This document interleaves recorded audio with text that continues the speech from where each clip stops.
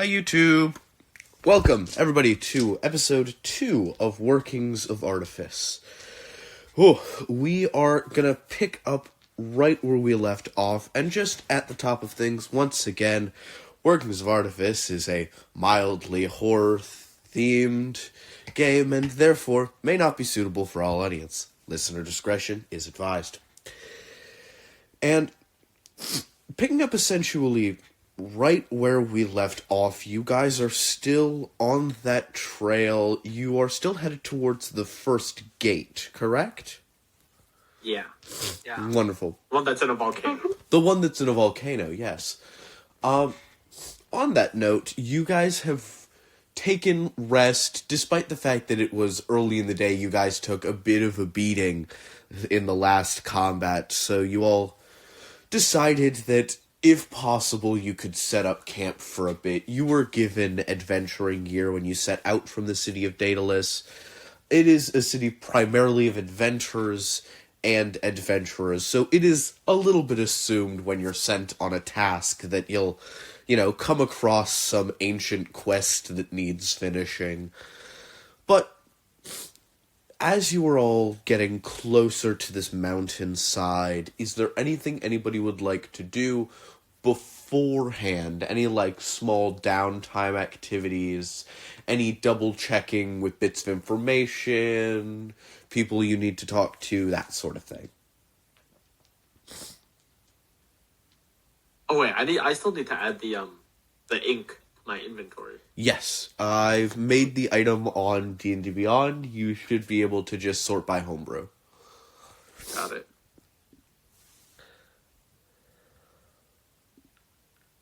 Hold on, what's the name of it? Because I have a lot of homebrew that I've made to sort through.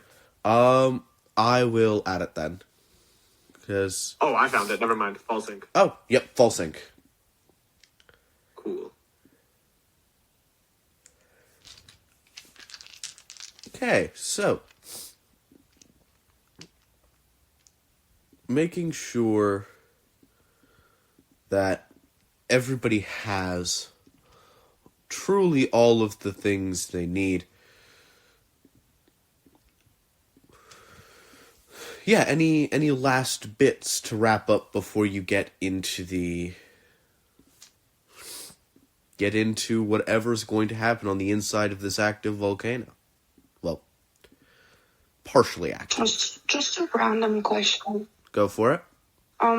What phase are we in? Are we with Daedalus? Are we just in cruising phase? Are we heading towards descending? Or... You guys have already descended. That was the start of all of this. Was happening in line with the descent. It's currently in waiting. It's currently offloading. A lot of the merchants are heading out now.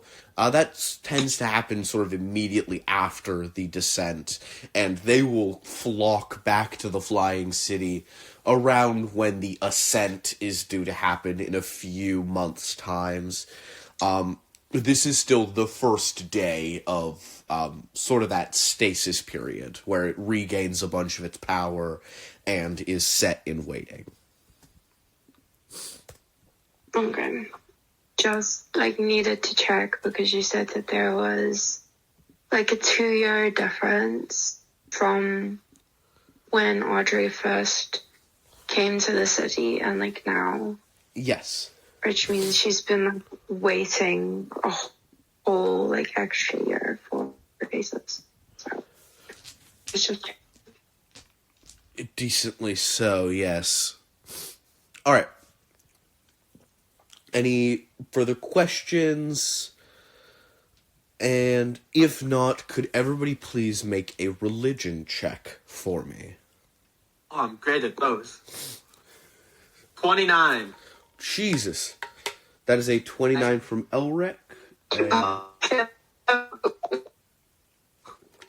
Ooh, you got a little choppy there. Would you mind repeating yourself? Wisp.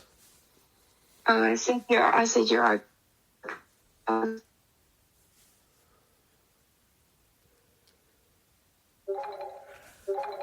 Beautiful. Okay, 21. I got a 19. And a 19. Okay, so a 19, a 21, and Elric. One more time? 39. Jesus Christ. Okay. 19 plus 10. I thought you said Nice. 29. No, 39. 19 plus 10. My religion is ridiculously high. 19 plus 10 is 29. Religious man. Oh, yeah, 29. My bad. No worries? Oh. Holy shit. Okay, so you all got above 20. So, while approaching this, you get hit by a mist or a fog. Immediately, with all of those checks being above 20, you get that this is not a natural fog. This is not a natural mist. Elric, you would immediately know whatever warnings you were given about mists and forests and things being wary and to avoid. This is not that, but equally dangerous. Do you know what I mean? Like, if you've Yeah. ever been warned not to touch a knife, you're not really looking at a knife, you're looking at, like, a dagger, which is pretty much the same thing, but can sort of tell a fundamental difference between the two. Cathander, you're in here, and it almost feels like something in your bag is shaking or pulsing in a way.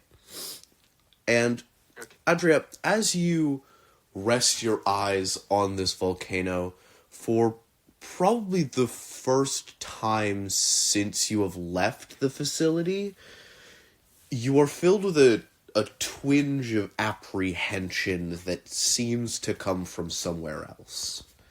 A bit of, calling it divine intervention or like a divine warning would be inaccurate, but that is kind of what it feels like. Okay. As you guys are seeing Go for it. Can we do some perception checks? Absolutely. As you guys are approaching the sort of open mouth of a small cave that was dug out, Cathander, you recognize this. You've been here, you built the damn cave. You know exactly where everything is. You know the quickest route to just walk right into that gate. Okay, and with a dirty 20, I think, on perception? Yes, with a dirty 20 on perception, you're looking and you're seeing that this cave is clearly man-made. You can see the sort of spiraling ring around the edge of the cave where a drill would have gone through. You can see bits and pieces. You can hear footsteps further into the cave, but they seem human, normal, very unassuming, if anything. Can I send my familiar up ahead of us? Absolutely. You send your familiar up ahead, seeing a large main room with the gate in it. The mechanisms, the shields that were put in place in order to protect both the gate from the volcano and use the heat of the volcano, in order to protect the gate, the magic, everything flowing through it, making sure it's run properly. They're all on a set track, and it seems like several of them have been moved back in order to expose the gate. There's some bubbling in the lava as you see several. They appear to be skeletons, but you know by now that in works of twisting or in moments of activity of this kind of magic, what something looks like isn't very often what it actually is. But you do know you're walking into a combat. Make a roll for perception for Illusions. Illusions. Yeah, give me an Arcana check. I have advantage on those from my subclass. Gorgeous. I'll check that. Do, do, do. Doop-a-doop-a-doo. Would anybody else Yeah, like to do advantage. any other checks while this is happening? Oh, I have advantage on saving throws and intelligence investigation checks to discern illusions. Okay, yeah. Then With vision. go ahead and use investigation instead, and you can have that advantage. Okay, I thank would you. like to make a check, but could I check what I felt shaken in my backpack? Absolutely. You don't see anything else there, but it's... You know what it feels like when the book you hold gets heavier and lighter and heavier and lighter, and it didn't feel quite like that. It almost kind of looks like it got thicker, in a way. Not as though there were more pages added, like the book itself kind of expanded in a few pages. Oh, can I flip through it to see if I see anything different? Yeah, a few of the pages are warped. It feels like there's a space on them, or sort of in them. You see at this point the pages are rather thick. Thick enough, in fact, where if a slit was made in one of them, you could hide something on the inside of those pages. Oh, okay. Weird. But yes.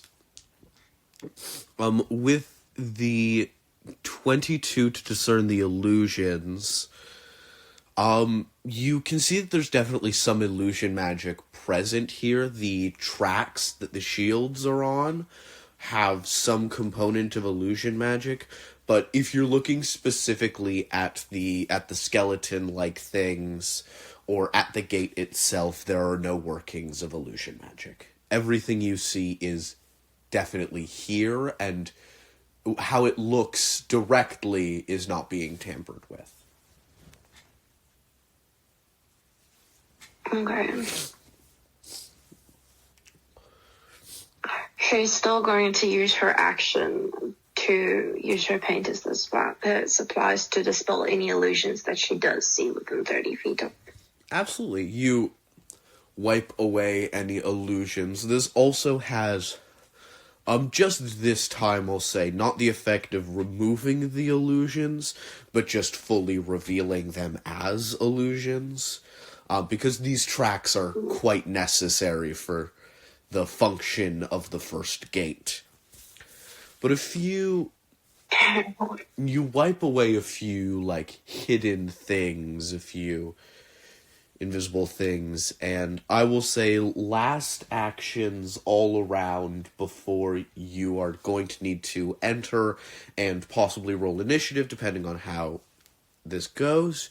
You see a large man floating in the center of the gate. His sort of arms outstretched, broad shoulders pulled apart, with a book open to a middle page floating in front of him, his eyes constantly flickering around the room.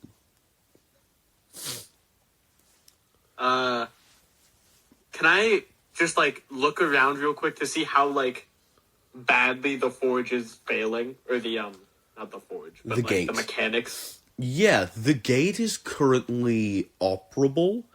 You can still see a sort of shimmering red portal, paper thin, in the middle of it all. Sort of that center circle if you're looking on the VTT. But other than that, it seems as though it is occurring damage, or is able to occur damage, because those shields were moved out of place. Got it. Okay. Cathander, anything you would like to do before... Yeah, I would I'm going to make you guys would- enter this room. Okay, I was gonna ask the book why it changed and what exactly is the purpose of its changing or getting heavier. It just responds a gift. Oh, this book is getting on my nerves. It's so secretive. You can feel in those pages that are a little thicker, it does feel like there's something on the inside of them. Oh, it does. I thought you meant there was. Oh, okay. No, not only is there space for you to hide items in this book, with the swelling of the pages, it feels as though something has already been hidden in here. Oh, okay. I thought you just meant the fruit. Do I have, like, anything on? Can I use my sword to cut the page to see what's inside? Absolutely. Last action, as I said, before I'm throwing you in here. So as you guys are walking up this place, taking your time, being very careful, making lots of checks, reviewing your notes of what you know about this gate, you know that you're in danger of some pretty serious fire damage if those shields are not put back up. Oh my gosh. And Cathander, as you're sort of fiddling around, you get a slot in one of them, and you sort of pull. The page doesn't rip, but as it fluffs a little bit, because that's definitely a real word, you see a pair of what look like bluish black leather gloves with small holes at the tips of the fingers cut out. Oh. Okay, can I just put them on? Yeah. Would you like to attune to this item? Surely. Awesome. You attune to this item immediately. You can feel the small spikes on the knuckles flick up, and it, because you haven't used them, you wouldn't know this, but you are able to grapple targets at a range with these gloves. However, once you attune to them, something happens on the inside. It feels like there's something slightly cold and slightly metal resting, just comfortably, fully encasing your hand. Okay. That's all. Just a simple pair of gloves. It can throw some string or something like string forwards to grapple a target. And since you are attuned, you will know that if you have a target grappled, you may cast suggestion on them without material or without material or verbal components. Oh. Okay, yeah, surely. Just gloves. Just gloves, absolutely nothing weird about them. Don't worry about it. But yes, you guys all enter the room, and as initiative is not starting yet, I would still like it if everybody could please roll for initiative. Dun dun dun. 19. 19. 30. 30? Is that a crit? It was a crit. Okay, you get a surprise round. Tokens 30. Ulrich got a 19.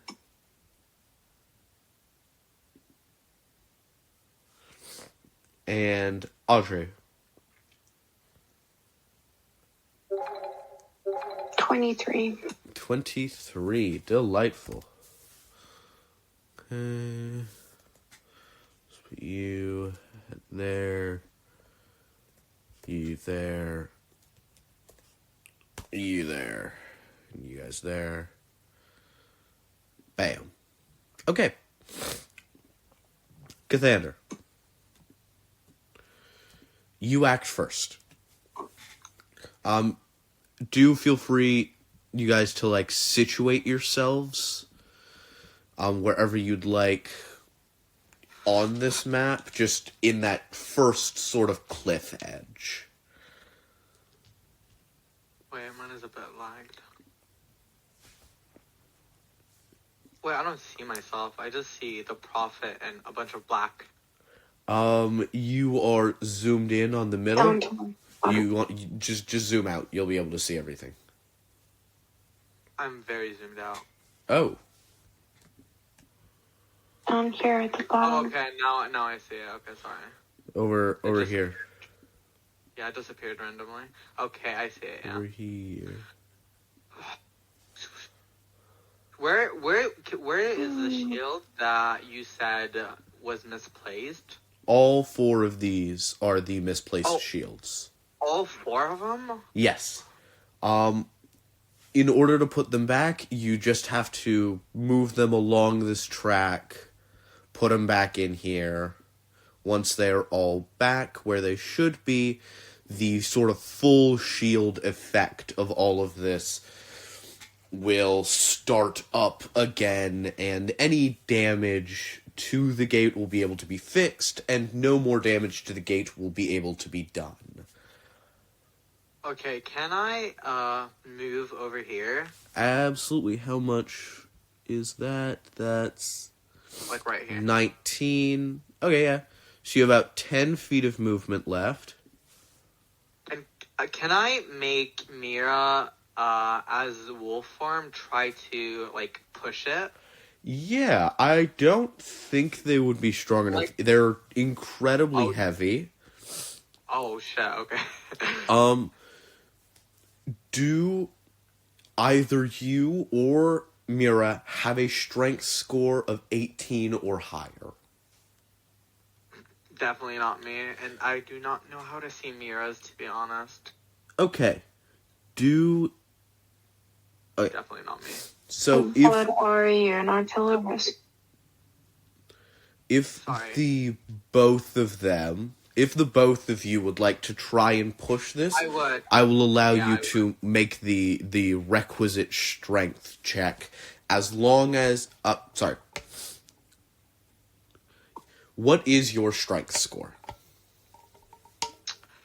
My score or my modifier? Score. Oh, it's 9. Okay. Yeah. Your speed is reduced to 5 feet while attempting to push this item. Yeah, I don't mind with Mira. Yeah. Yep. And as you have already used 20 feet of movement, it is reduced to 5, and you are not able to push it this turn. Just okay.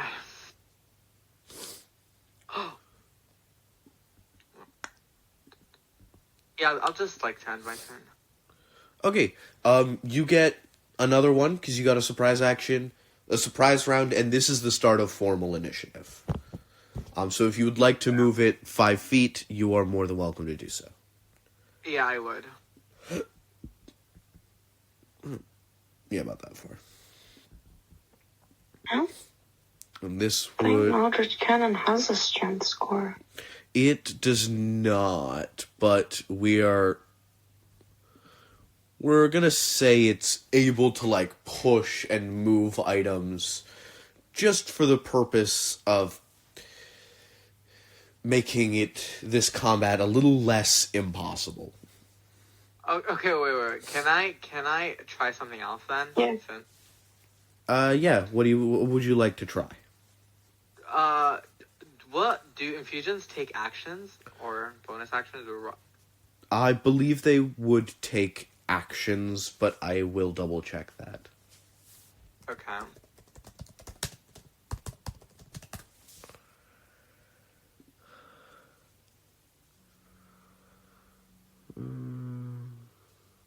Because I was thinking of using my armor of magical strength. I feel like that would help a lot. Okay. This armor has 6 charges. No, okay. That's not what I'm looking for. Magical tinkering, spellcasting, infuse item. It does not say, so I'm gonna rule that it is a bonus action from now on. Okay, I'd like to use armor of Brief. magical strength. Armor of magical strength? Go for it. Don't you have to finish? Don't you have to finish a long rest for infusions? Yeah. Did you guys not just take a long rest? Yeah, we did. I have it set. Exactly. Oh, fair, yeah. I have it. Does that mean it's on right away if I have it infused? I will say you can use your bonus action to infuse a set of armor that you already had. It's already infused. Perfect. So then all you need to do is just put it on, which I think is an action. Okay. I'll just put it on then. I'll put on my breastplate. Awesome. So that... What does Armor of Magical Strength do? The wearer can expand a charge to add its intelligence modifier to strength check or strength saving throw. As a reaction, it says, as a reaction when it would be knocked prone, the wearer, that's something else. The wearer can expand a charge to not be knocked prone. Yeah, I just like to add it to my strength check. Absolutely. Then I will let you move the... So your speed is just reduced by 10, not reduced to 5. So Okay. I will let you, instead of moving it 5, move it like 20. Okay. This does mean you are on this track. So you would have to move back off of it if you would like to do something else. You know what? I'll stay. Awesome. Definitely not going to be a bad idea. Totally not. And Ardred, that's you.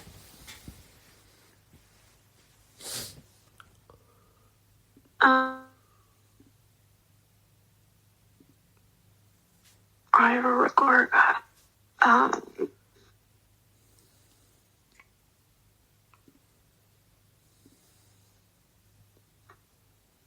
Does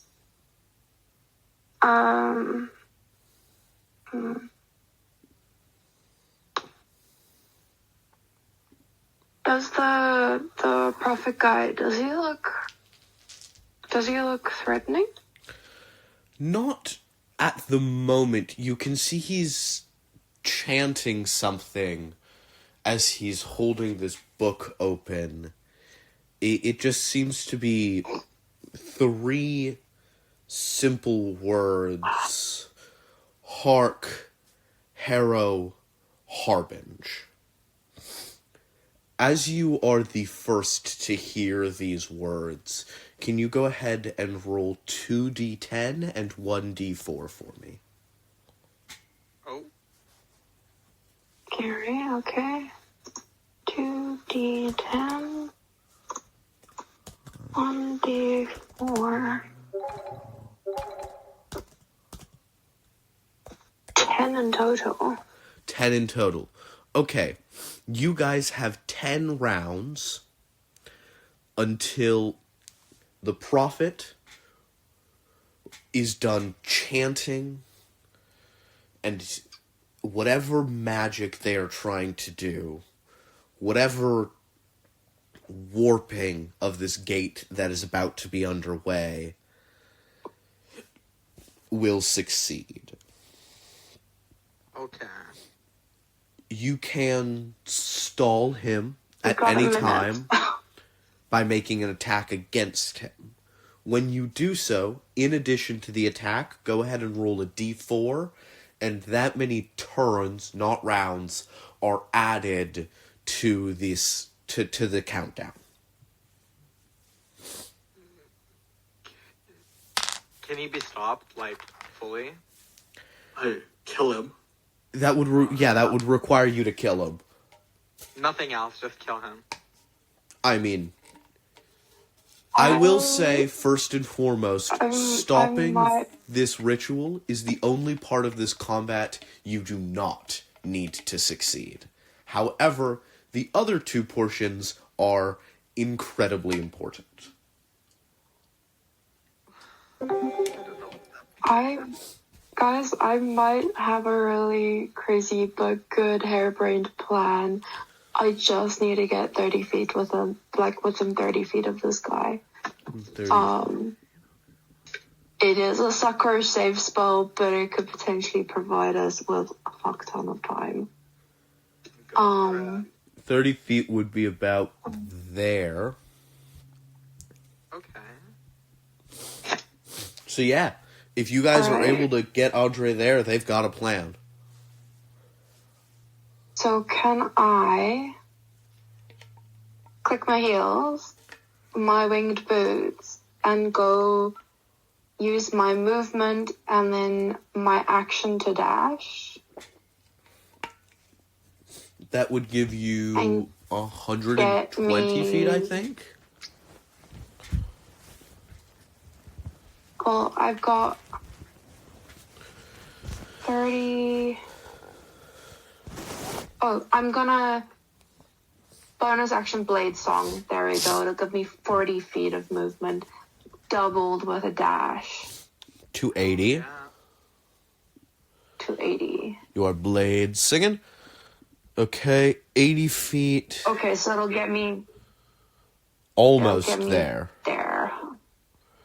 So next turn, I can actually cast a spell. You would be Get me taking There. 2 opportunity attacks. Is that okay with you? Sure, go for it. Yeah. Let's see if I can hit you this time. Dirty 20 doesn't hit. Oh. And neither does... Oh, wait. Does a 26 hit? Oh. Let me do the math real quick. Oh my god. 19 plus 5 is 24. I can shield it. Nice. I don't know what's hitting me, so I don't particularly want to take a hit in the air. Sorry. You do know I'm like in the air, right? Absolutely. This is not a... Just hitting me in the This air. is a long-ranged attack. They have halberds. So they got the reach. Oh.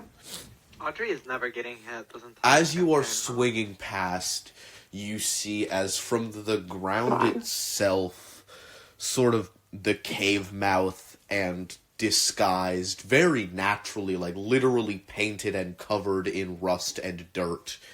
Several skeleton-looking things crawl up and begin swinging at Audrey as as she flies over them. One of them catches you in the, like, Achilles heel, and their halberd simply bounces off of you. The other one has a clean shot at your sort of mid-torso. However, as they go, you see them stand up and just block with your arm and a small shield spell.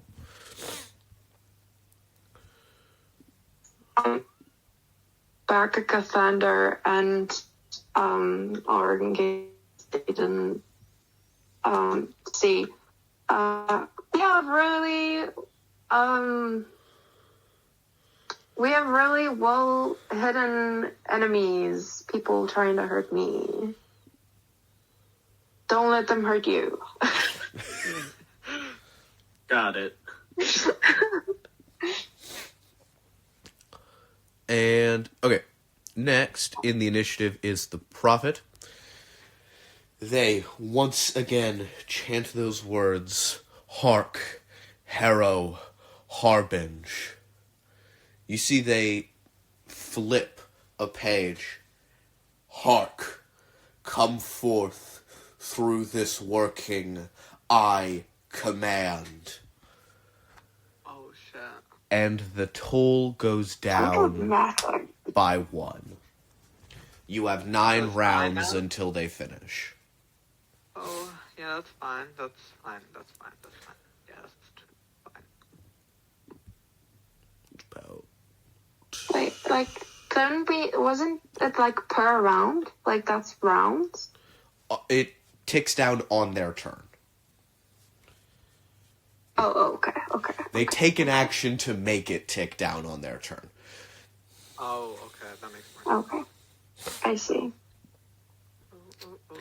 Elric, that's you.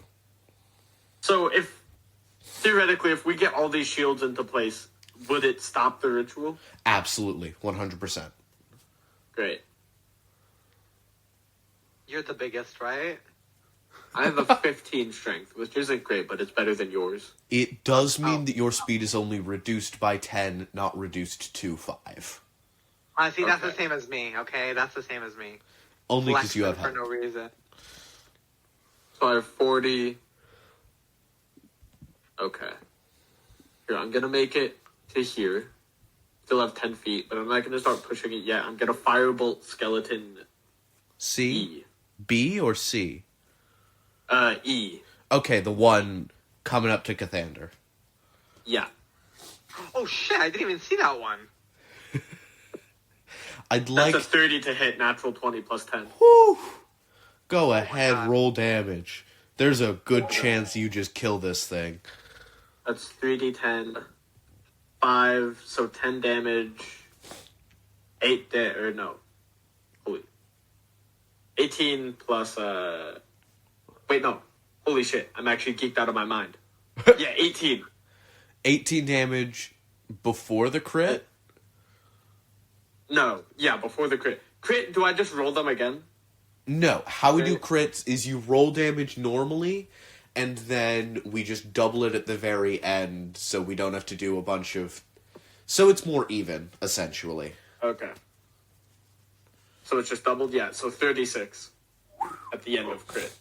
So you get to this gate, you put your back on it, you see one of the skeletons literally pulling themselves on the underside of the track to try and catch up to Cathander. He turns around, noticing it at the exact moment you hit it with a fireball, and it scatters to a pile of bones and dust. Great. I spit out the dust from my mouth as I thank him. No problemo. Da-da-da-da. And I think that's the end of my turn. Delightful. The next turn, you all hear the ground shake. And Aaron, you hear this as well. The ground begins to shake. What was bubbling fires out.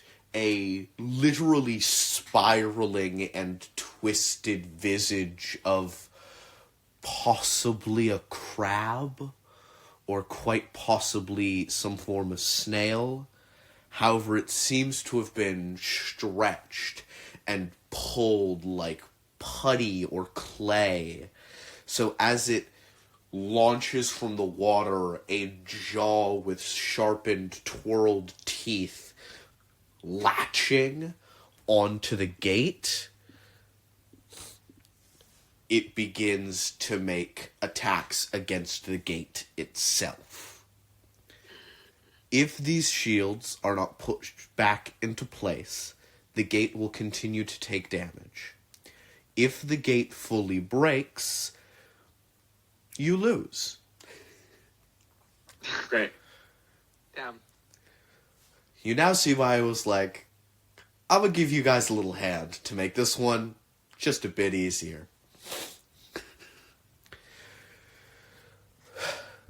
They're going to make one attack, because they only get one. That's a miss. And the other one, that's a miss as well. Okay. Skeleton D is going to make an attack at Audrey. Oh. 24. Nope. Damn. She's not getting hit. Skeleton B is going to make a ranged attack at Cathander. Does a 23 hit? Oh, for sure. Awesome. Going to take 9 points of piercing damage. Okay. As you see, they pull up a small short bow, their bones still clattering and shaking. They draw back, fire. It just clips you in the shoulder. You're bleeding slightly. Skeleton C is going to make a ranged attack at Elric. Does an 18 hit? Yeah. Okay, that's... You're lucky as hell. 3 points of piercing damage. I'm really stung. Skeleton E is currently dead, and Skeleton A is going to move slightly and take essentially whatever the opposite of a dodge action is. So they're going to try and defend the Prophet. The end of initiative. The tick goes down by 1. And Aaron, you're here with us, correct?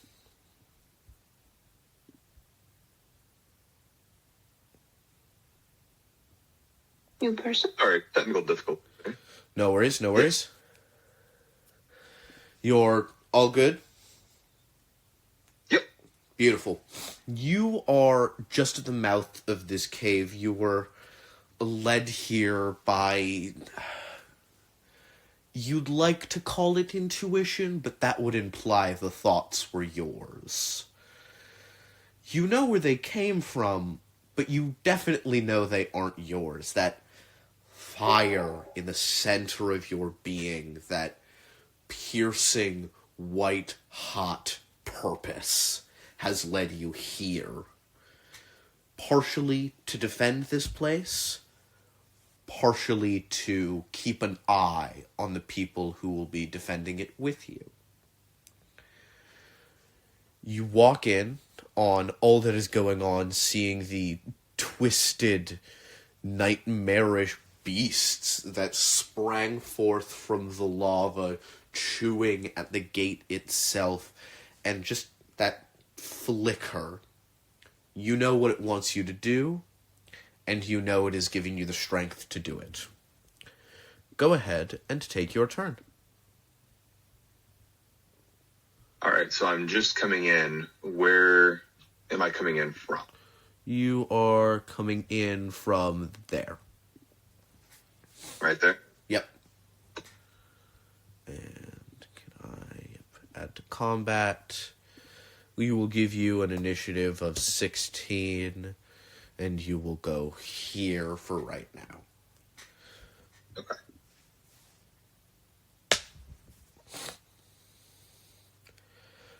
What would you like to do? Oh, so it's my turn coming in? Yes, it's your turn coming in. Otherwise, we will slot you sort of mid-initiative because you're coming in as the combat has already started. Gotcha. Alright, so you said it's kind of like a, not quite intuition, but it's like I know why I'm here? Yes, you know you're here to defend the gates. And you know who is on your side, and you know who isn't. Okay. So this glowing pathway, is it like a bridge in? Yeah. All of the pathways you can walk across freely. Okay. Word of advice, though, don't fall in.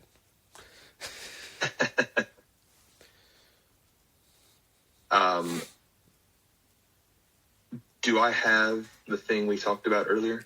The Warhammer? Yes, you absolutely do. No, I'll just message you real quick. Yep.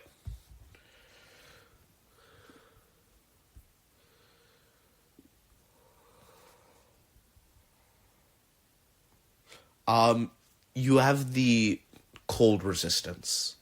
And yes, you do. But not the fire? You are resistant to both cold and fire damage, yes. Okay. Alright, so directly in my path, I see 2 creatures. Yes. Alright, how far am I from the center? From the center, About 120 feet.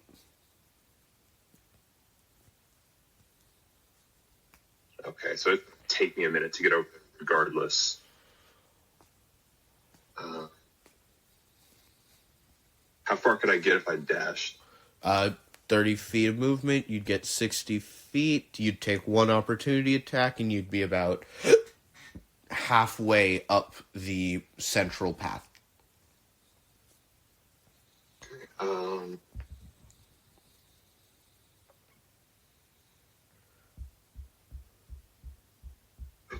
think I have something that will allow... Oh, hang on. Actually, matter of fact, Oh. let me see if I have this. Give me 1 second.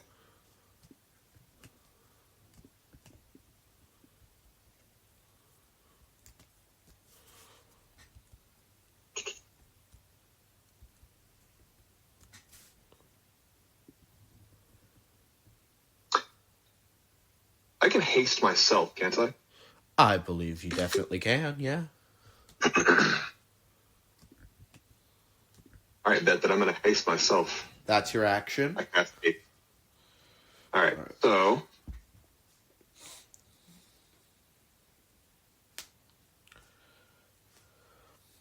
It says I also get an additional action each turn. Yes. Would I get that this turn? Yes. You use your first action to cast haste. So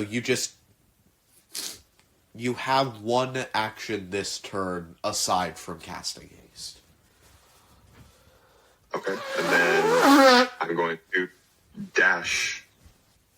Well, actually, you know what? Would I be able to get to the skeleton with just my regular movement? Skeleton C or B? Skeleton C, the first one. Absolutely. That'd be 30 feet, actually. Okay. So then with my additional action, can I just go ahead and take a swipe at him? Go for it. Roll to hit. Or...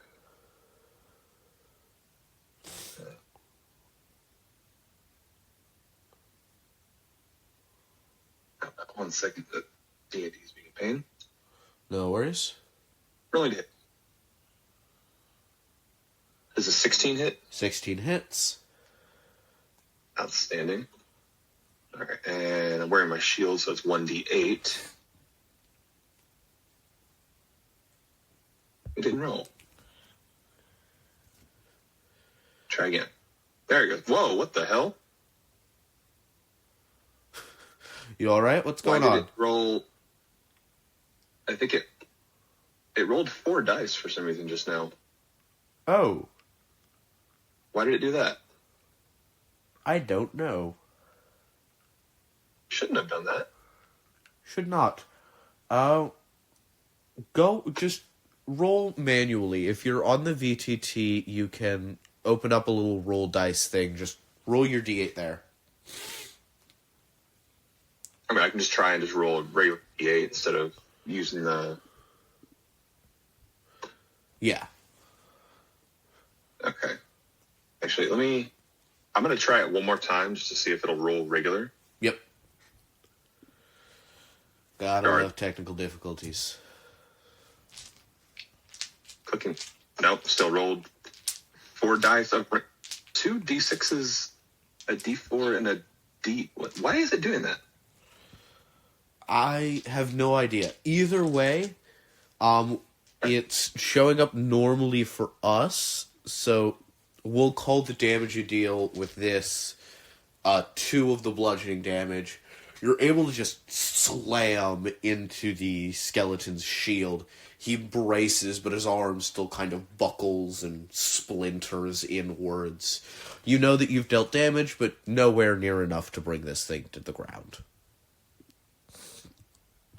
Wait, only 2 damage? With a flame tongue? He hasn't ignited it yet. Oh, that's what it was. I bet you... You've got something seriously wrong going on because you should have 1d8 plus 2d6 Yes, if you're rolling with a flame tongue. Does it show?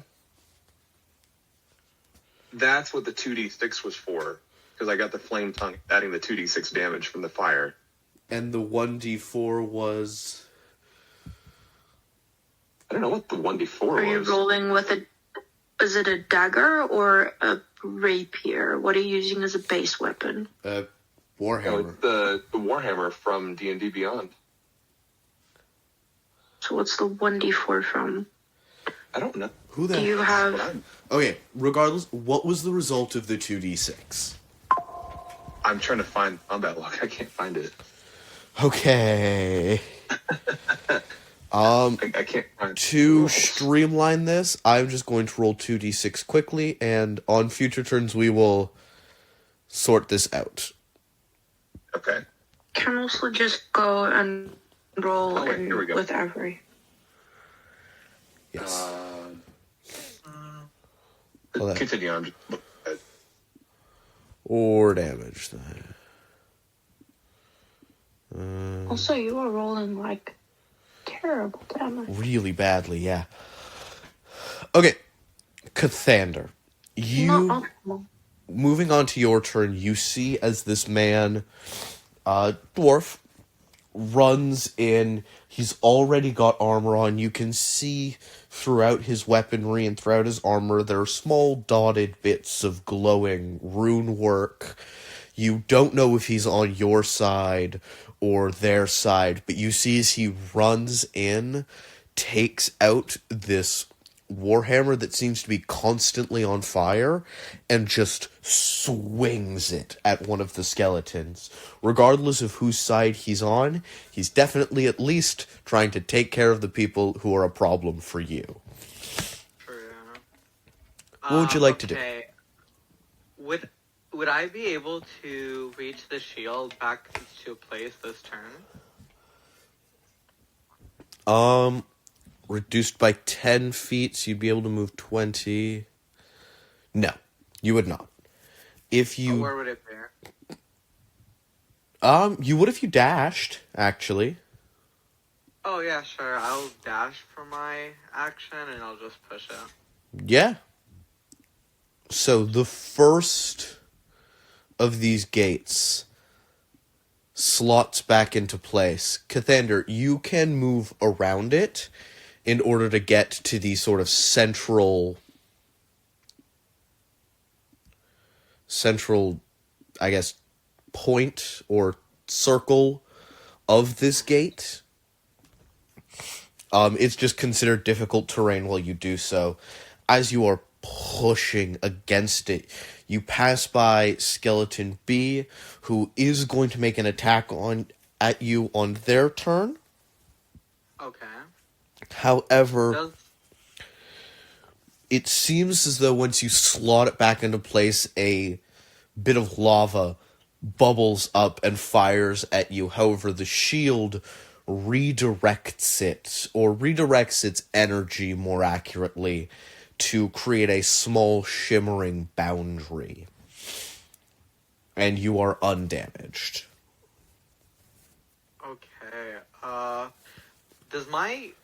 Does Mira take a bonus action? Yes. Commanding Mira takes a bonus action.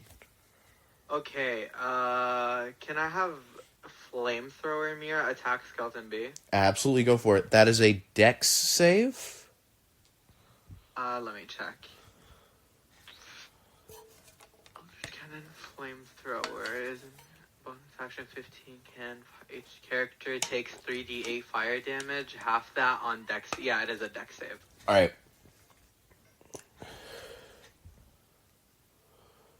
That's a 21. Oh, it does save. Still takes half damage. Yep. We'll see. Okay. Rolling for damage. 21, half it is 11. Okay. Wait, no. Yeah, it's 11. Okay, close to it. We'll round up. We'll be nice. Okay. You see as this wolf, its head just sort of clicks back, its bottom jaw moving independently of its top jaw, as a small spout just clicks out, and a blast of fire singes this skeleton badly. It is looking rough for these guys. Audrey, that's your turn. hilarious.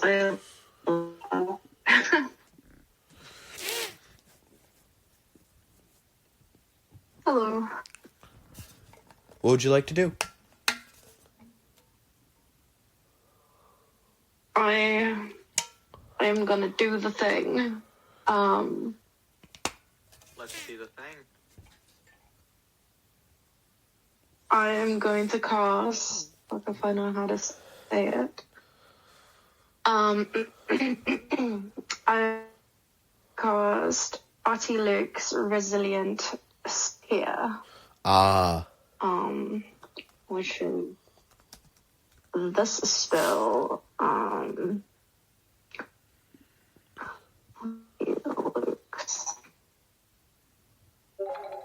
Let's see.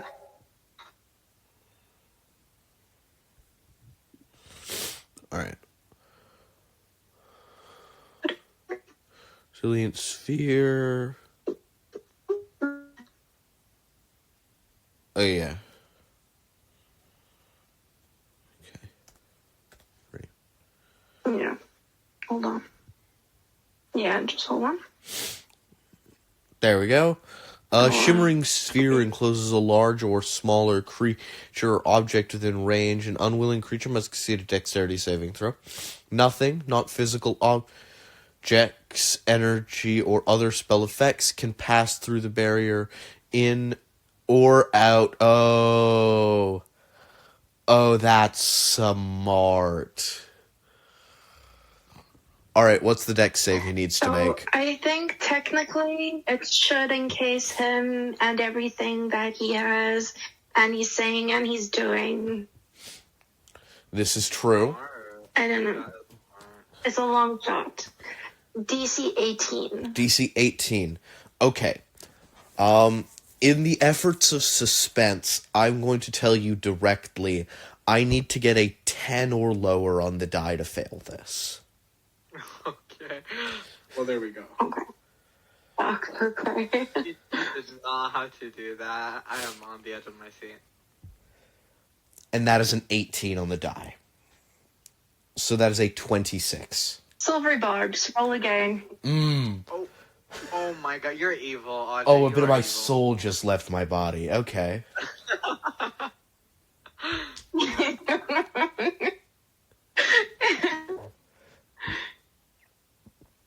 I'm not kidding. I just got a nat 1. Oh my Nice. god. Oh, yeah. Silvery barbs. Oh. You ruined his poor day. You just ruined his entire day. As a player, love that spell. Made my whole week. As a DM, not so much. Right. I'm so sorry. No, that's the correct use of silvery barbs. You, Audrey, you run up. You I know, don't use it often. I use it. you know, sort of immediately as one thing, then another thing. One of the gates gets put back in place. You quickly do a risk assessment and take a wild guess that the large man floating about 30 feet up in the air, chanting out of a large book in front of him, is probably the most dangerous person here. You throw a spell on him that you thought would completely shut him down. No spells can get in, no spells can get out. He can't get out, and no one can get in. You can't attack him, but he can't attack you. To the best of your knowledge, he is stuck, completely unable to take actions. As the sphere lowers him down onto the actual ground portion of the gate, as he was floating above it due to self-propelled magical means. Is there anything else you would like to do with your turn? I believe Blade's song might give you something to do. If not, you still have bonus action and movement. I mean, that pretty much puts him... I, want him to be in a really sparkly bubble. Think Galinda bubble. Oh, for sure. You would have had to take your movement to get there. He is in a bubble. Yeah. I don't think I can do anything else. I specifically didn't put haste up. Because I needed concentration. Okay. What level are you casting this spell at?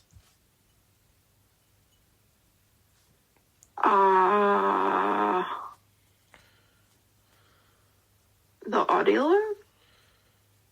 The Resilient Sphere. Yeah, it's a 4th level spell. Alright. I'm giving you the option to upcast it, just in case. Can I upcast it? Absolutely. If I upcast it, I'll do it at my highest level, which is 5. Awesome. So that's... Sorry. Just for safety's sake. DC there will be 16. How long does he stay in that sphere? Until it is dispelled. Oh shit, okay. I was not familiar with your game, Audrey. And as far as I know...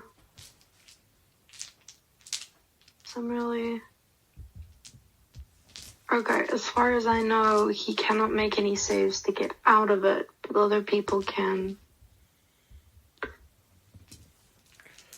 Mm-hmm. So he is put in a bright pink little bubble. Air is weightless and just large enough to contain the creature object. An enclosed creature can take an action to push against the sphere's walls and thus roll the sphere up to half the creature's speed. Okay, it can still roll around. He's basically in a hamster ball. Yeah.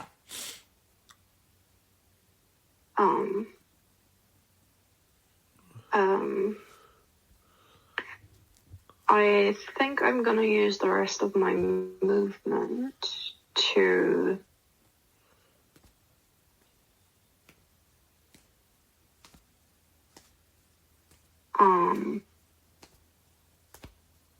you're very in the way, Mr. Skeleton.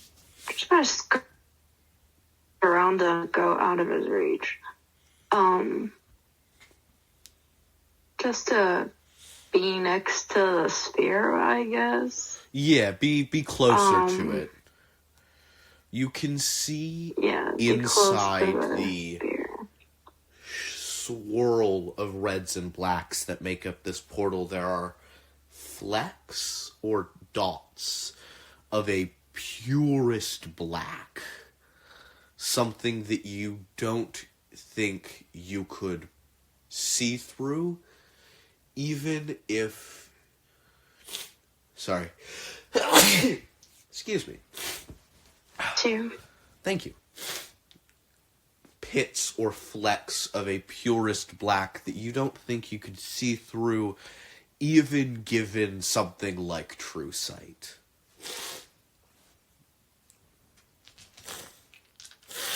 I can see into the bubble now?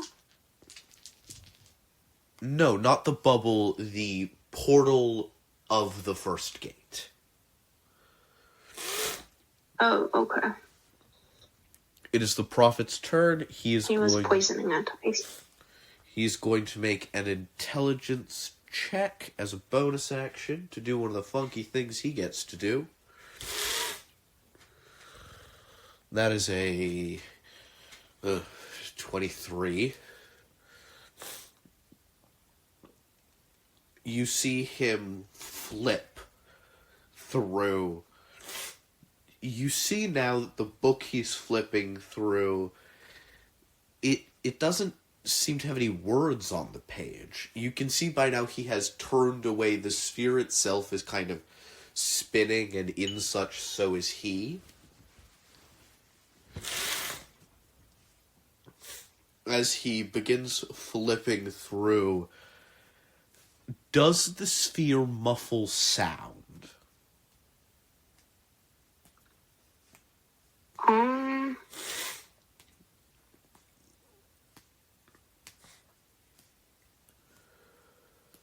No physical objects, energy, or special or spell effects.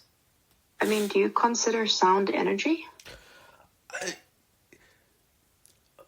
Like, I would, but I don't think the spell would. I, as a person who lives in the real world, definitely think sound has some energy to it. I think if it was See, like, in had my sound, it mind, would say that's sound. why I use the spell, because energy is sound, so All right. it would block sound as well. If you would like to try and read his lips to hear what he is saying, you may do so. Go ahead and give me a perception check with disadvantage. DC is 16. Okay.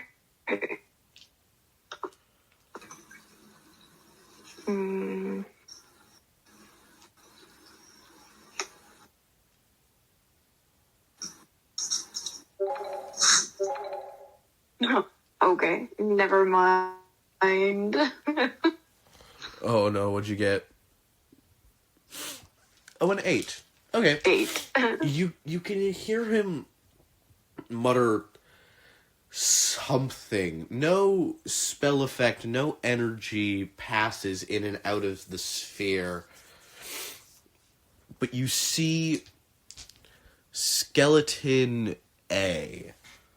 So he stumbles a bit, and you can see a small scroll has appeared in his pack. Elric, that's you. Wait, how is none of his spell effects or anything can pass through the sphere? He can't actually reach the skeleton or anything. He cannot. Wow. He cannot was crazy. He did not do No, anything. but like now I'm confused. Exactly. A sensible reaction.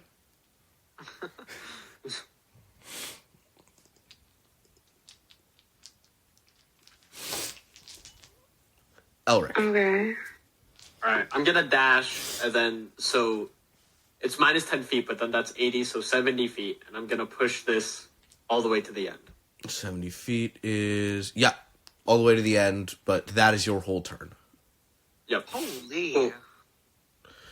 You, That's the end of my turn. Elric, you are like 80% That is like robot. your entire job now. You are a good 80% robot. You, Yeah.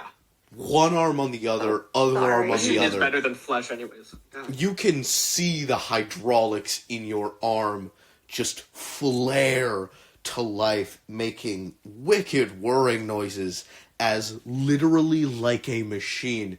You just 1, 2, 3 solid steps forwards, slam it to the end. Well, there goes my D4. And are just 2 down, 2 to go. Great. Any bonus I actions? give a thumbs up over to Cathander. I look at you with despise. Cathander, you're like actively sweating. It took every inch of strength you had to get this thing over in 2 turns. Elric just kind of pushed it.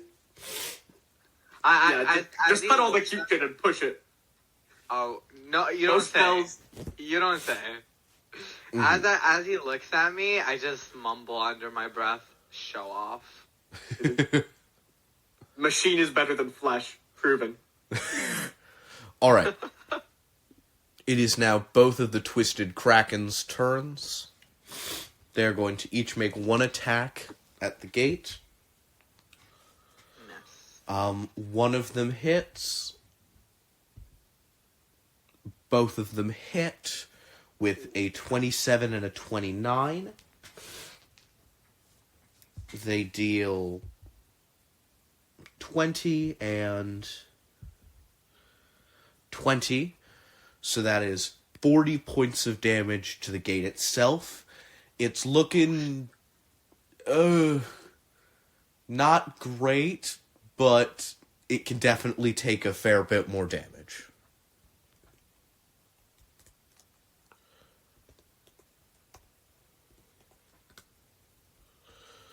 Awesome. Also, Yes. with the prophet's last turn, are we down to 8? The prophet used its first What? turn to speak a word of power, reduce that counter by 1. Then, at the end of the first turn, the counter was reduced by 1 again. So, it is currently at 8, yes. It will go down to 7 at the end of this turn. So my sphere didn't help with the Your counter? sphere stopped him from moving the counter down, which essentially doubled the amount of time you guys have. Okay. And Aaron, that's your turn.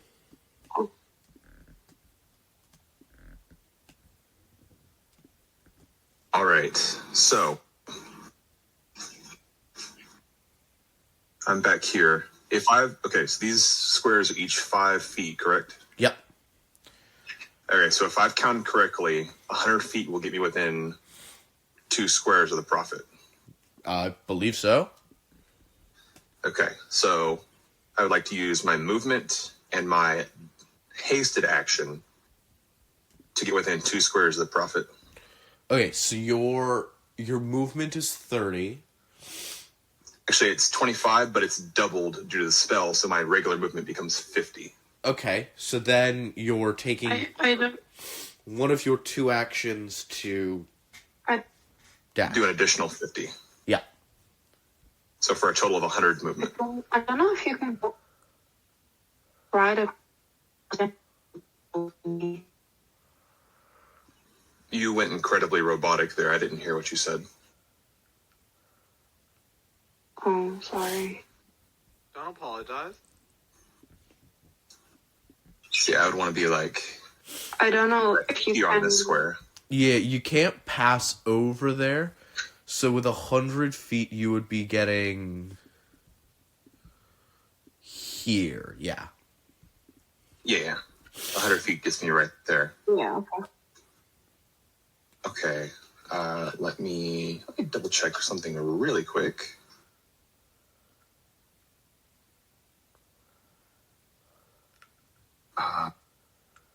Well, shit. I needed to be in 5 feet for that. Real quick though, does a 13? 13? No. Okay. 22 on a crit hits and an 18. I'm gonna let you know anything less than a 25 is not gonna hit. Okay, so the crit hits, nothing else does. So the crit still hits even though it's below my armor class? Yes, that just... If you crit on an attack, it hits. Okay. Okay, so that's 9 points of piercing damage from Skeleton B. 9 points. Oh, sorry, 18 points. I can technically ask... Can You I said 18 ask for points? a little bit of... 18, yeah. Ask Sorry, for a just bit want of to make what? sure. Go ahead, what were you saying? DM, can I ask for a little bit of bullshit and shenanigans?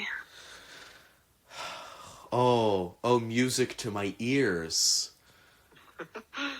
I technically still had a bonus action left on my turn. Yes, Technically. technically speaking. But that bonus action... Could I please use my bonus action? now to telekinetically shove him 5 foot towards the prophet. Give him like a little. Absolutely. We'll say Yay. you saw him running.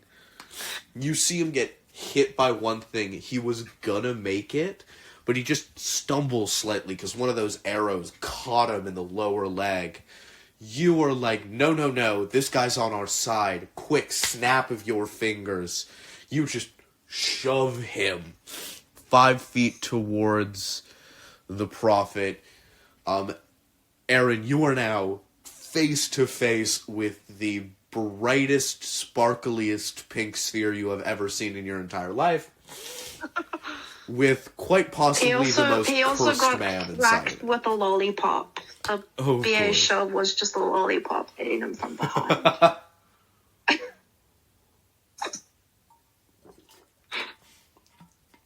Like, I got you. Twinkles. Okay, so just as a quick little for reference, looking at the description of the spell, it says that people can pick up the sphere. Yes. Okay. We're completely surrounded by lava, yes? I see where this is going. Okay. So what I would like to do... I have absolutely no idea what you would like to do. I couldn't possibly guess. I've used my movement, and I've used my hasted action. Yes. I would like to use my action to pick up the sphere. Okay. And then... Does picking up the sphere use my entire action? Yes. Yes, it would. Okay. In that case, I would like to use my action surge. Ooh. And I will use that action surge to get... I think I can reach the edge. Oh. And before I take off, I say, whoever cast this, get ready to drop it. And so I will take it to the edge. And I will drop the entire sphere off the edge and into the lava. Yeah. Go ahead. You're going to need to... Oh, wait. Lifting up the sphere would be an object interaction. Which would take my action. No. Object interaction, it's another piece of initiative order. It's not an action at all. Yeah. Oh, so I didn't have to use my action for object interaction? No, you don't. You would likely need to use your action to move because you've already moved, and Action Surge doesn't give you more movement, it just gives you an additional action. Which you can use your action for movement, though. Absolutely you can. I'm just, like, technically moving things into place, being like, you can absolutely do this. Go ahead, give me 2 strength checks. They both need to be above a 19. Oh, why would you say that? That's like my 1 weak skill. I'm making this equal to the saving throw he need to make made to avoid the spell, plus a dice that I just rolled and got a 1 on. So outstanding. Let me just double check one thing really quick. Actually, it says the sphere is weightless. Oh. The sphere is weightless, but not necessarily the person inside of it. Yes. And that, I think, is the DM's rule. Yes. An enclosed creature can take an action to push against the sphere's walls and thus roll the sphere up at half the creature's speed. Similarly, the globe can be picked up and moved by other creatures. It says the sphere itself is weightless. Okay, then I will just require 1 strength check, DC of 16, for you to throw the thing over your head, just because it's a little cumbersome, and I'm not letting you do this without rolling at least once. I mean, technically speaking, I could just roll it along like a hamster ball, technically. All right. Make your check. Okay, but anywho, you the strength check. and the prophet are about here. Well, it's an 11. Not quite. Flash of genius. Can I do that? Oh, that's right. Oh. No, I can flash of genius Yeah, myself, actually. You cannot Yeah. flash of genius No, yourself. you can only flash You of can, genius actually. in another- You can flash of genius yourself. It's in the descript. Oh yeah, when you were another creature. Shit. Got me there. So that's plus 10, correct? You don't need the plus 10. Would you like it anyways? Oh, you said I don't need it, then sure. I'll just leave it for later. 'Cause, sorry, I'm bad with voices. Was that Cathander or Elric? Who what? Flash of genius? Yeah. That was me. Gorgeous. Okay. Elric, you see he's got it over his head, but, it's a big-ass sphere. He's kind of wobbling a little bit, and you, with one of your robotic eyes, are able to, calculate almost exactly what he would need to do to succeed at just chucking this over the edge, and you just shout out a quick, plant your feet, or widen your stance, something small that would correct this. Widen your stance, dwarf. Alright, so I'll Yeah, I'll come down with a loud clank, plant my feet, and and you with are, a... and in chunk perfect it. unison, good positioning, you hurl this sphere out. You can see as the prophet on the inside begins looking around, flipping through these pages, and he mutters another word, and nothing assumedly happens, and nothing immediate happens, sorry. Okay. And is that most definitely the end of your turn. My question, I only have this one question. Did I have to or not have to use my action surge to make that happen? You already used your movement to get there. I would say you would have to use your action surge for the additional movement. Well, because I still had my regular action available to me. True. Then no, you would not. Okay, so then I still have my action surge for later. Okay. Gorgeous. Alright, so he's been chunked over the edge. Yep. Bye-bye, prophet. So I'll just kind of glance for a moment to see him going down, and I'll say, "No!" to indicate it's time to drop that spell. No. She And then says, I'll... Ooh, You got choppy there. Go ahead and repeat yourself. oh, she'll say no, not yet. Oh. All right. I'll just kind of give her a look, shrug, and then do I have any movement Don't look left at me. at all? I don't think so. Okay, well then I will just turn towards Skeleton A so that I'm ready to head that way on my next turn. Delightful. It is Skeleton D's turn first. They are going to make an attack at Elric. Elric, I'm going to need you to make a strength saving throw. Great. Good at those. Actually, I'm not. I have just 15. 14. Okay, 14 does not save. Does a dirty 20 hit? Yes. Okay, this is bad. I'm getting pushed into the lava. I'll go out like a Terminator thumbs up. You see as they pick out And I can't hold box again. a large rock or stone from the ground and just chuck it at you. You are hit in the chest and moved 5 feet backwards. You are hanging off the edge. You have not fallen into the water. Nope, you have not fallen into the lava. However, if somebody else pushes you, you will. However, I will give you several chances to not immediately die. Great. Skeleton B is going to immediately move towards... No. Skeleton B is going to make the exact same attack against Cathander. Cathander does a critical 23 hit. I feel like you asking me is just to make fun of me. Slightly. Go ahead and give me a strength check. DM is calling out things. Give me a strength check with disadvantage, please.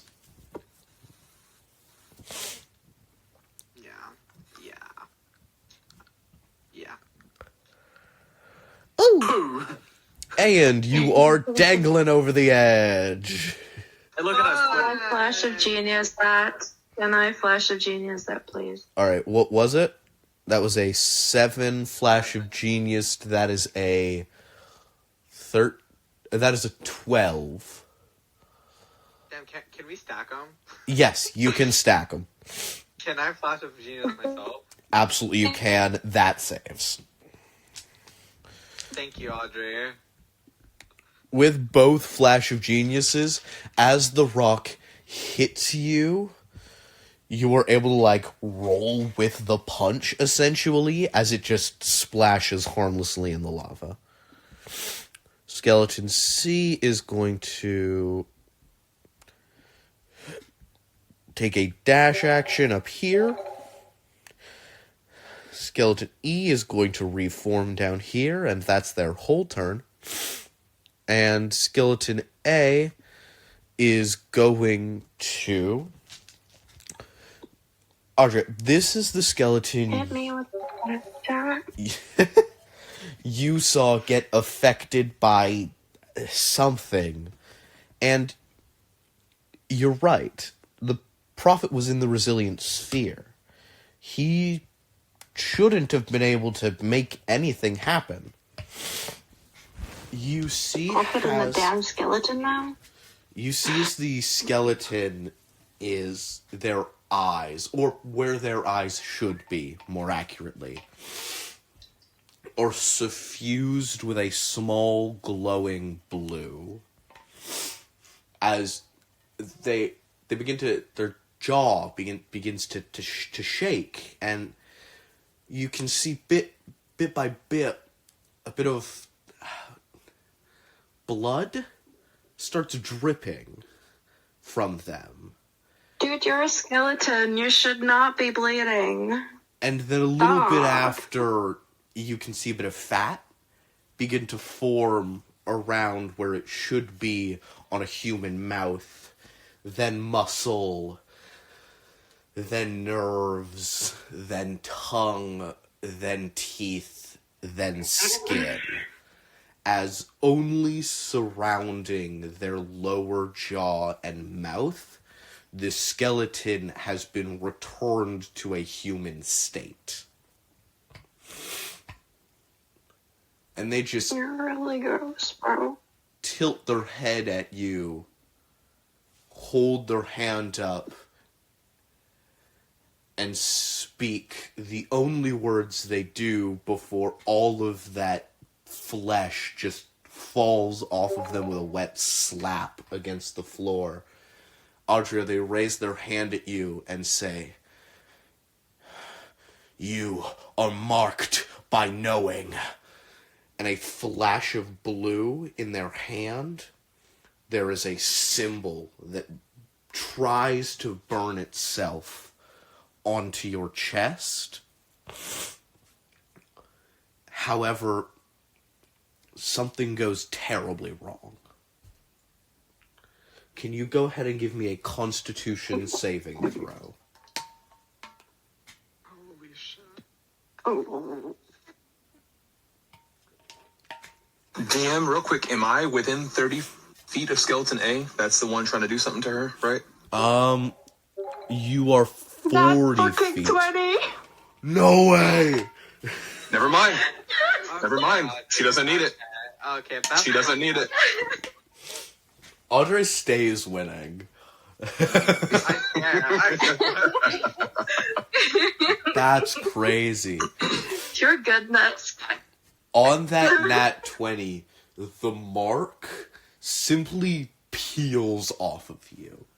It takes a few layers of skin, and you feel the pain as what stuck to you gets simply removed. As on the back of that flap that just fell from your chest is a blue eye that is staring frantically around the room, flickering here and there, darting everywhere. And when it lands on you, it seems to comprehend that it has failed.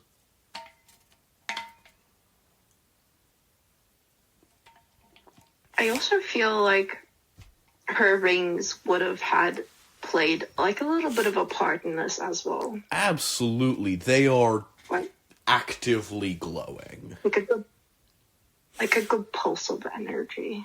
Like a good pulse of energy. She also just sort of bends over and waves down at the eye. Hi. It blinks. Not today, sorry. The mouth that Try again next week.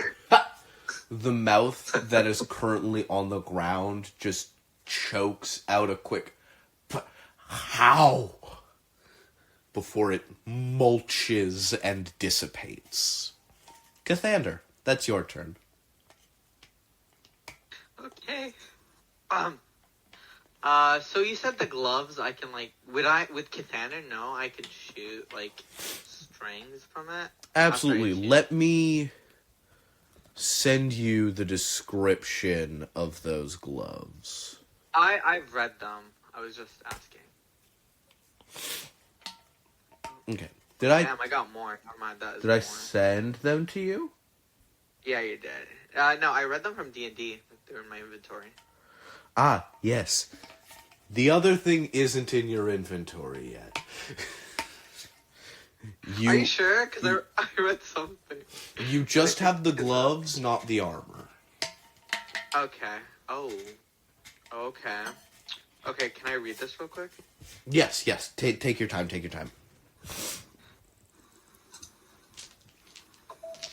Also, DM, when he's reading, we've gone 2 rounds since I casted haste, correct? Yes. Okay, just for time purposes. Okay, Keeping track. right. Thank you for reminding that we've gone 2 rounds. I thought we went 1. That counter should be lower than it was.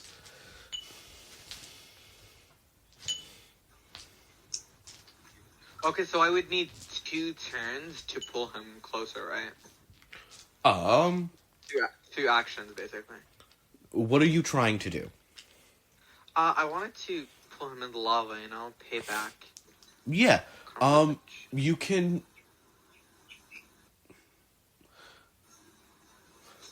It requires an action to pull him closer. Does it Yes. also require an action to... grapple him. grapple It him? requires Yeah. an attack, not an action. Are they not one and the same? There are some things... For the purposes of this, yes. There are some instances where an attack and an action are different, like with the haste spell. But, for now, you would need one to sew the strings to him, and another to use them. Okay, An attack is an action, but not all actions are attacks. Yes. Oh, okay. That was actually helpful. I'd like to use Thank you. action to sew into him, and then I'd like to use my bonus action to flamethrower again. You're gonna hold him in place and then light him on fire. He pissed me off, okay? He tried to burn me, so I'll do the same. Hell yeah. Okay, I'm going to need an Arcana check from you, and this will be opposed by his Strength check. Arcana, okay. That's a 6. I'm good at those. That's a I'm 6. good at those. I got a 26. Yep. You effortlessly You fling your hands apart, and from each of the knuckles, a small thread flings out. Needles smaller than the eye can see wrap around the bones of the skeleton as you grab the strings to pull taut. And he critically fails his dex save. He has a hit point. There's no way he survives this. Okay, just kill him off then. You torch him, sending the bones that slowly start putting themselves back together again to ash. Audrey, that's your turn.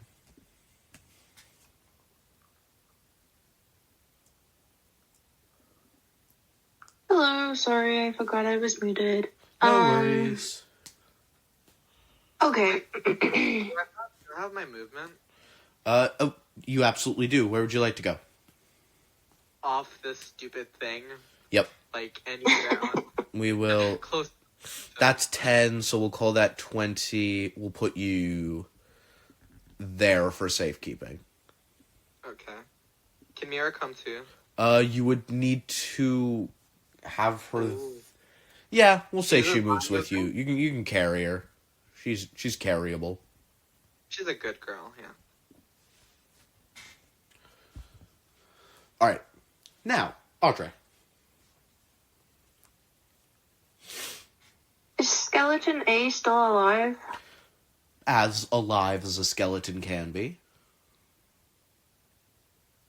Sure, I'm gonna hit him. Yeah, go for it. Roll to hit. Um...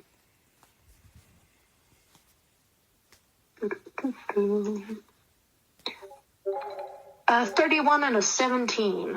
Whew. Both of those hit. Cool.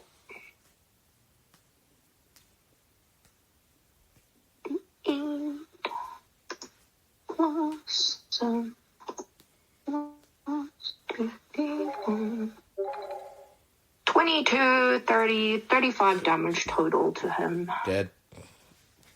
Oh, what weapon was that with? Cool. Painters. Nice. You just pull out something that is functionally a great club, but looks a lot more like a giant paintbrush. Just one swipe. No. Swipe. It's a rapier painted in these very flamboyant patterns, and as she swipes it, like splashes of color just come off of it. It's thought it was a basically giant any paintbrush. weapon that's painted with like runes to make it a painter's weapon. Nice. I thought you had a literal giant paintbrush. No, it's still a painter's weapon. Yep. Alright. Anything else you'd like to do on your turn? She's gonna use her movement, her like 40 feet, Yep. to scoochie on over to here and like peer over. She's still flying, so peer Yeah. over. And well, not flying, hovering, shenanigans. And look over, and she isn't going to drop concentration on the they go under the lava. You're not going to drop concentration until you are assured that they are completely submerged, yes? Yeah, because she's seen him levitate, so she's not completely convinced that he can't like fly or get out if she just drops the bubble while he's midair. Absolutely. And then all their work is yeah. So she's gonna stand and watch and basically like use her bonus action-ish to drop her concentration when she sees him go below the lava stuff. Yeah. Yeah. That's my turn. That's your turn. You watch carefully. Bit by bit, he's submerged. You see the last little bloop of the lava as the sphere dips below it. You, in that exact moment, release your concentration on Otto's Rebellion Sphere. As you do, the words that he spoke are heard throughout. The first word he spoke was help.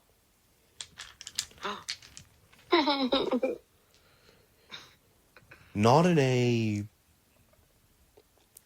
plea, but in a command. You know that him saying help is what gave the skeleton that scroll. The second word he said, as he was falling, was halt. He is submerged and currently taking damage. However, something is beginning to act on him. Let's go fucking fire puppies. And This is not fair. immediately next, it is his turn. Due to the nature of words No, you should be dead. of power. Oh, he's definitely close. He's taking 44 points of damage immediately. And does not have a lot of health. And will take this twice. Yeah. Next, he's taking another 50. Yeah, he does not have a lot of health left. But he speaks.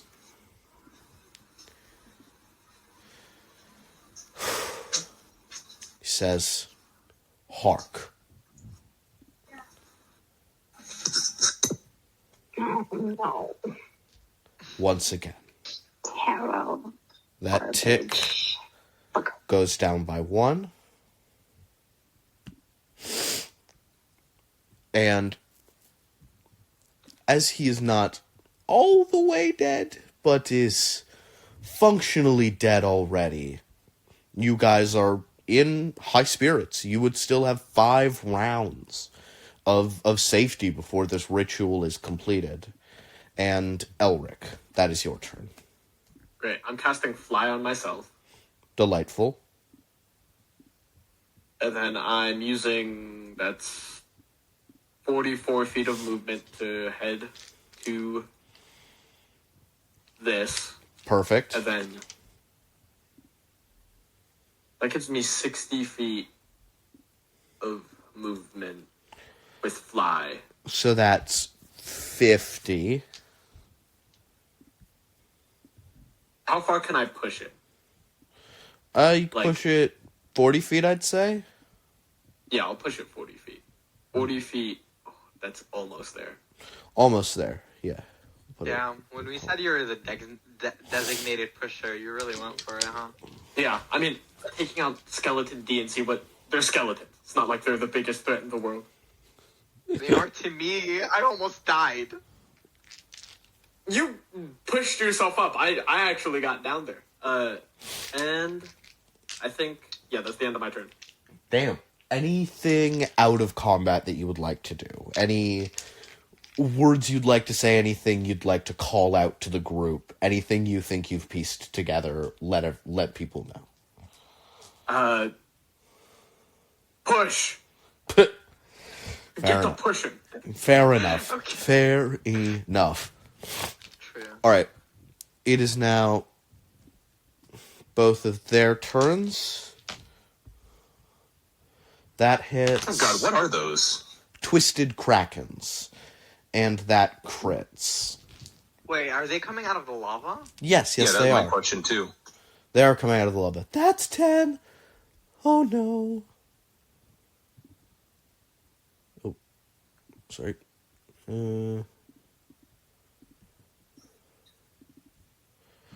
Okay, one of them crunches into this thing. You can see a massive amount of damage has been dealt.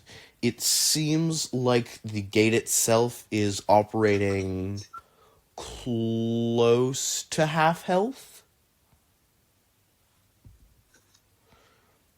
The other one crit, dealing an absurd amount of damage.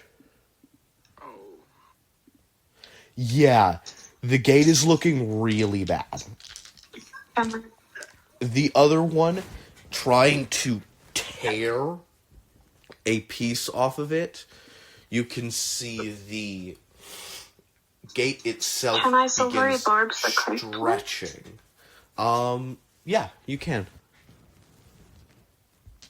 Okay, that still hits, but not a crit. That's fine. Yeah, so it is operating just below half health, rather than almost completely screwed. Cool. That was the goal. And Aaron, that's your turn. All right, so you said the prophet was still speaking, correct? Yes. So he's not dead yet. He's just like, he's plopped in the lava and is like starting to burn. Yeah. Because it is such a low number, I will let you know. He has 10 hit points left. Okay. Like, throw your boot at him. Let me. If you would like to, or if you don't know what to do, go ahead and give me a religions check. A religions check. Only if you choose to. It is What would I very... be trying to discern with a religion check? Not so much discern, more... One of the hands, as it called it, the orb is able to sort of reach out and tell people things, but it always comes with a price, and it is always very conditional that you have to choose to hear it. Oh, okay. I'm trying to listen to the orb. Got it. Yes, if you would like to. I cannot say this enough, it does come with a price. Oh, so okay. Yeah. 14. Okay. 14 is enough. DC is 10. You feel it stirring physically inside of you as it just... Something's down there. He's not dead. He can't actually die. He knows of death. He knows it. He knows it. He knows it. He knows it. You can't have him know what he knows. He can act. If he acts, he knows. He knows. He knows. He knows. She knows.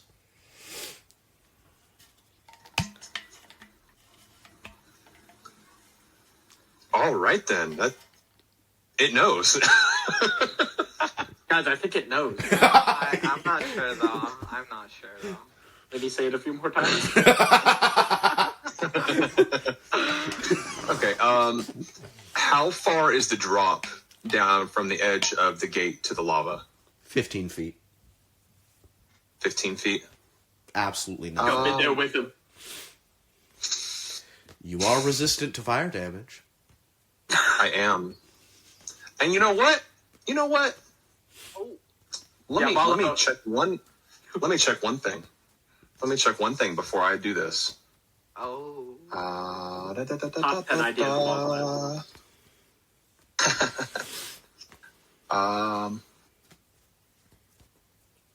Okay, I'm going to click my heels and activate my winged boots. Why does everybody have winged boots? Very useful as fuck. And so I am going to use my regular 50 feet of movement to get down to him. Okay. Okay. As you Yeah, just down there and land, beat his ass. go ahead and take. Oh, I'm not landing. I'm like hovering a foot above the lava. Oh, okay. Then never mind. Don't take any damage. So he is laying prone in the lava, correct? No, he's just standing. Oh, he's standing on it. Not on it, in it. Standing in it. Understood. So it's like, it's not enough lava to engulf him. It's like maybe waist deep or something. No. He's fully engulfed, standing upright in lava. So he is submerged. Fully submerged, still standing upright. Okay. So I'm not within 10 feet of any of my allies, correct? No, not anymore. Okay. Then, first off, I'm going to try and hit him with my flame tongue warhammer. Yeah. You bring. And I'm going to go for the special attack. Ooh, the one that does fun things. Absolutely. Yes. That is. Alright, so rolling to hit. What? Or do I need to roll to hit? Yeah, it's. You still need to hit. Okay. So rolling to hit. That there. That's a 24. Woof. Yeah, I'm special assuming attack. that hits. Yeah, it deals 3d10 plus your spell attack modifier. Hang on. 4d10, sorry. Well, he's in the center of my attack, so yeah, he takes 40-10 plus my attack spell attack bonus Plus my proficiency. Yes. Okay, so let's start with the 40-10. I don't think this will necessarily be required to add up all this, but I'm going to roll it anyway. All right, so just the 4d10, 24 points. But just for fun, because I want to see. All right, so that was my spell attack bonus plus proficiency. Yep. So plus 9. So that's 33. And then add my proficiency. Where's my proficiency? Plus 5. So 38 points of damage. Fucking Christ. Anything else you're gonna do? Just before I start describing what happens. No, but I do have a passive perception of 21, so I would like great detail what happens. Of course, my good sir. You float down. You're hovering just above. If not for your natural resistance to this element, you would be taking damage right now. You lift this up. You attune to it, because you need to do that in order to do the special attack. Go ahead, take 7 whole points of damage. Halved? No, not halved. You are not resistant to this fire damage. Oh, okay. You said 7 points? 7. And Okay. you see them lift themselves out of the lava, floating effortlessly as it drips off of them, and you reduce them to 5 feet tall. You bring forth this warhammer with such an immediate amount of force that their back sort of crumples like a can of soda, and their face caves inwards. It would be near impossible to kill this thing with fire damage based on what it was about to understand. However, due to the fact that you dealt double the amount of hit points it currently had, it doesn't much matter. As you just cleave through it entirely. You have not stopped the ritual, but you have stopped its mouthpiece. They are fully dead. Okay, so that's one problem taken care of. One problem All right. well taken care of. All right, so I used 15 feet to get down, and I assume probably 10 feet to get to the edge. So 25 feet of movement has been used.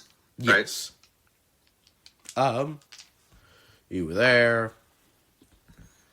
I think I was like right about here. Yeah, that's 20 feet. 15 feet, that's 35 feet. Okay, so 35 feet has already been used. Yes. So for my normal movement, I still have another 20 feet. Correct. So I'm going to come back up onto the gate You would be using that 20 feet. You would be there. Well, I want to come on the other side of Audrey. Sure. Okay. And then,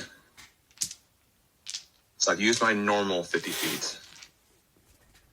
I'd like to use my hasted 50 feet to get to this kraken on the left-hand side. I think 50 feet will cover it. Yeah. Should just cover it. Okay, is there a limit on how many times I can do that special attack? Proficiency It didn't bonus. say in the descript. Proficiency? Yeah. Is that per short or long rest? Long rest. Long rest. Okay, well, my proficiency is 5, so I can do it again. Most definitely. And there is nobody in range, so I can just go to town on this guy. Yeah, he is immune to fire damage, though. Oh, he is he? Yes. I I I'd suppose let that makes sense.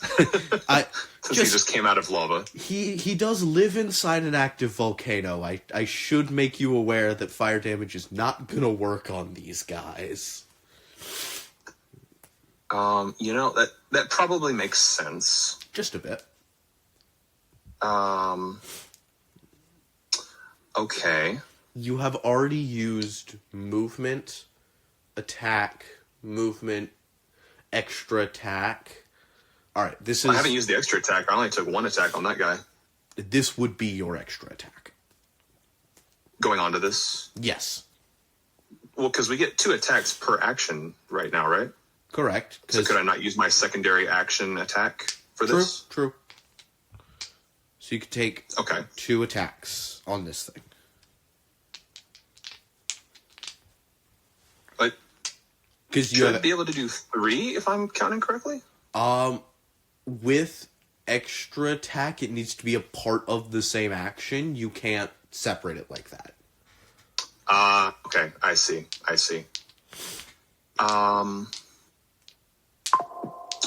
You know what? He's immune to fire damage, but I bet he's not immune to thunder damage. There's only one way to find out. I'm going to cast Lightning Bolt on him. I need a dex save of 17 from him Well, to beat it. you might be surprised, but the thing the size of a house doesn't have a very good dex save. That seems shocking. That is a 21. Really? 19 on the die. Damn, okay. He's pretty dexterous for a big guy. I think you just Is miss. I wonder if there's a way that I can negate that any. Let me double check on that. Do you have silvery barbs? Let me see if I have anything that can reduce that. Give me just a second. Mm-hmm. All right. I don't think I do, but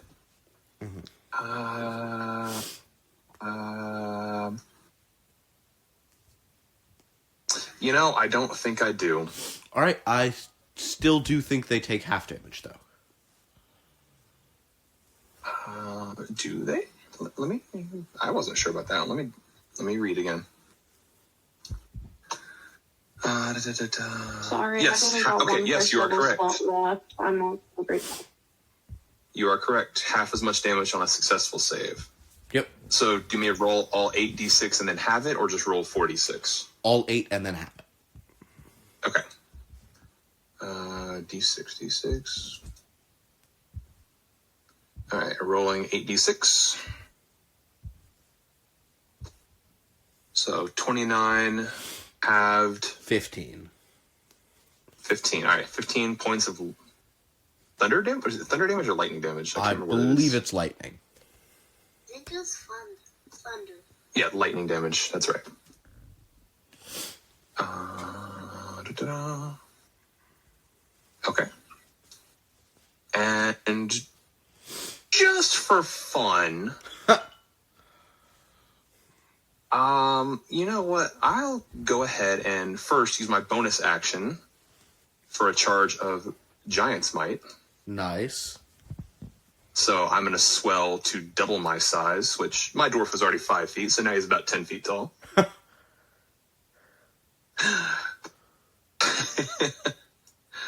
All right, and I'm going to stow my hammer on my back, Uh-huh. and I'm going to, I believe I have, oh shoot, where did it go? I lost it. 1 second. Sorry. No worries. I believe my gauntlets deal lightning damage, actually. I think... Yes, they... Awesome, yeah. Yes, I they think do. that's 1d8. Yep, so I'm going to throw a punch at him. Roll to hit. I don't know what the to hit is. Oh, there it is. +8 to hit. Okay. Cool. I'm just going to... I don't see an option to actually roll that in D&D Beyond, so I'm going to just roll a d20.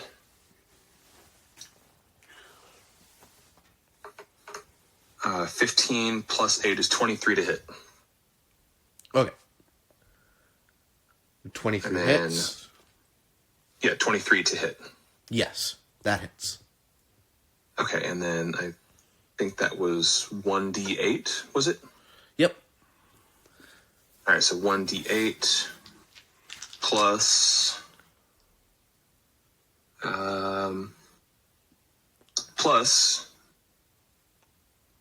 creature hit by my gauntlet has disadvantage on attack rolls against targets other than me until the start of my next turn. That would include the gate.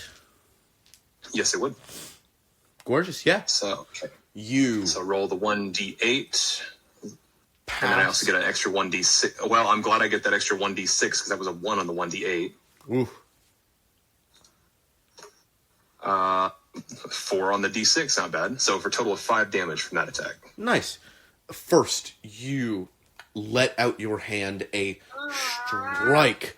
A lightning comes down, and it is dazed, stumbling backwards. As it regains itself, you just double in size, partially even to be able to reach this thing, and just slam your fist down on part of it. One of its appendages, if you will. Alright. Going through these turns quickly. Miss. Actually, could I go ahead and use my action surge as well? I would say save that till next round, just to keep things moving. Okay, fair enough. Cathander, that's you. Okay, can I move Mira, like, where's the paint? Over here? Yeah. And that would leave me with how much movement? Mira's movement is not tied to yours. Oh, okay. Then I'd like to go over here. Mm-hmm. And then I'd use my action to detonate her. Oh, Bye-bye. shit. Yeah. Yeah, I said I'd never do that, but I just want to get rid of them. Yeah, go for it. How much damage does that deal? Let's see. I got what did you call it? A Crunchy crit. something? Okay, yeah, I got 1. So that's 11, and then I roll one more 1d8, right? Yep. Okay. So 11 plus 3, I got a 14. Okay, dex saves. One of those is a 4 and the other one's a 5. Oh. Roll pretty bad. So that is more than the amount of health they have. Both of them just crumble to bone. Damn, Fred. As you just point, Mira looks at you goes to a sitting position, just sort of lies down to sleep, and detonates. It rocks the gate for a moment, but both of those skeletons, and I think that's almost all of them, are completely dealt with. I whisper under my breath, good girl, as I turn around to face the twisted kraken next on my next turn. Yeah. Audrey, that's you. I feel bad. Had to be done.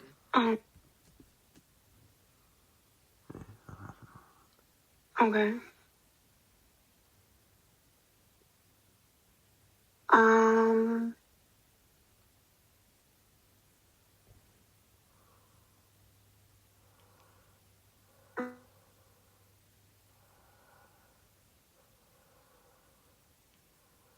Not sure if you can hear me. Going to... We can hear you. Okay.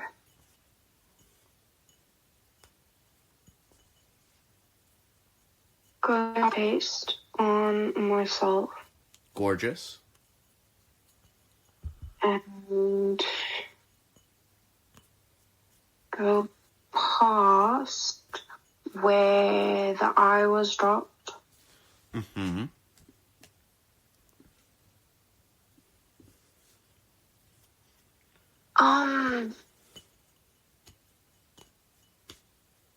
Is there a way to pick it up without it affixing to me? That's gonna be pretty tricky, because it affixing to you, or, well, the effects it has on you are not conditional to it being on your body. It's just conditional to what it's looking at. Wait, what? The effect the eye has on you does not end when it stops being on your body. It stops when the eye isn't looking at you.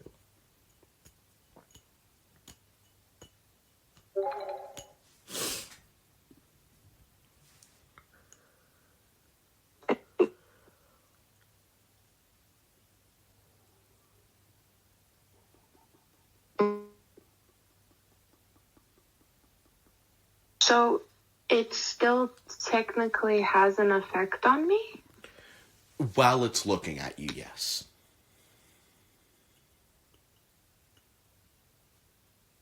Can I feel what that effect is? You can feel when the effect is triggered, but not precisely what it is. Ironically enough, something is keeping you from knowing this.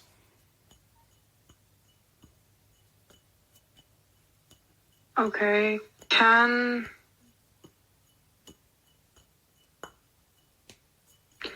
I pick it up with a mage hand and shove it into a bag? Absolutely. You take this mark of knowing with you. It's your movement and object interaction. What would you like to do?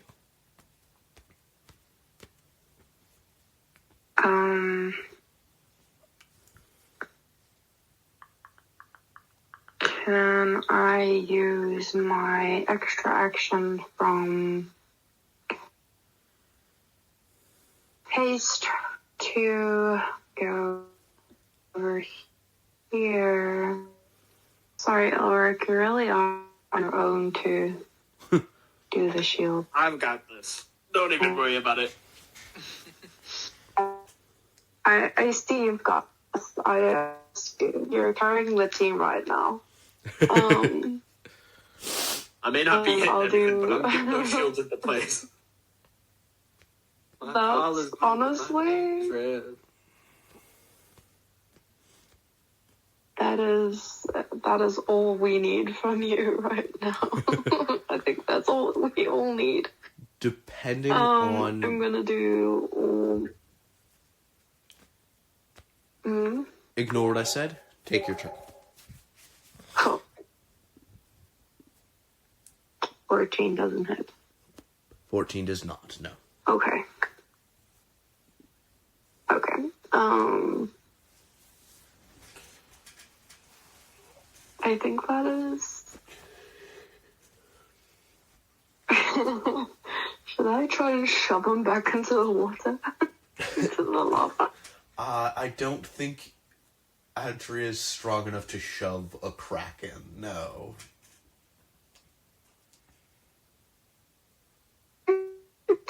Magnetically, maybe. Alright, I'll take telekinetically. I'll let you do that.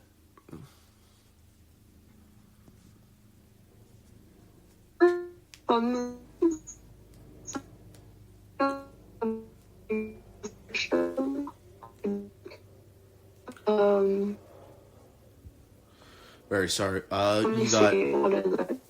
You got pretty choppy through there. What were you saying? Sorry. DC would be. DC would be 20, I think. Yeah.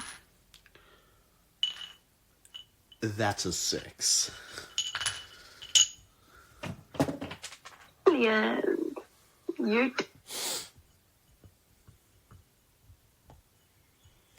So you kind of just bangs the two rings on her wrists together and creates this like sound wave. Yeah. As you clasp your arms together, a burst of energy flies forwards. It doesn't so much harm the twisted creature as it just sort of pushes them back. And unless you have anything more to do, I believe that will be Elric's turn. Great. I'm gonna use 8 feet to push it, the shield to like its final spot. Yep. Great. And then I'm gonna fly, or I'm gonna use my action to dash. So that's now 60 times 2 is 120. Yeah, 120 movement. And then using 90 feet of movement, I'm gonna fly over here and then use my remaining 20 feet to push it. It would be only 10 feet. Oh yeah, 10 feet. Great. Can I use, or no, I only have...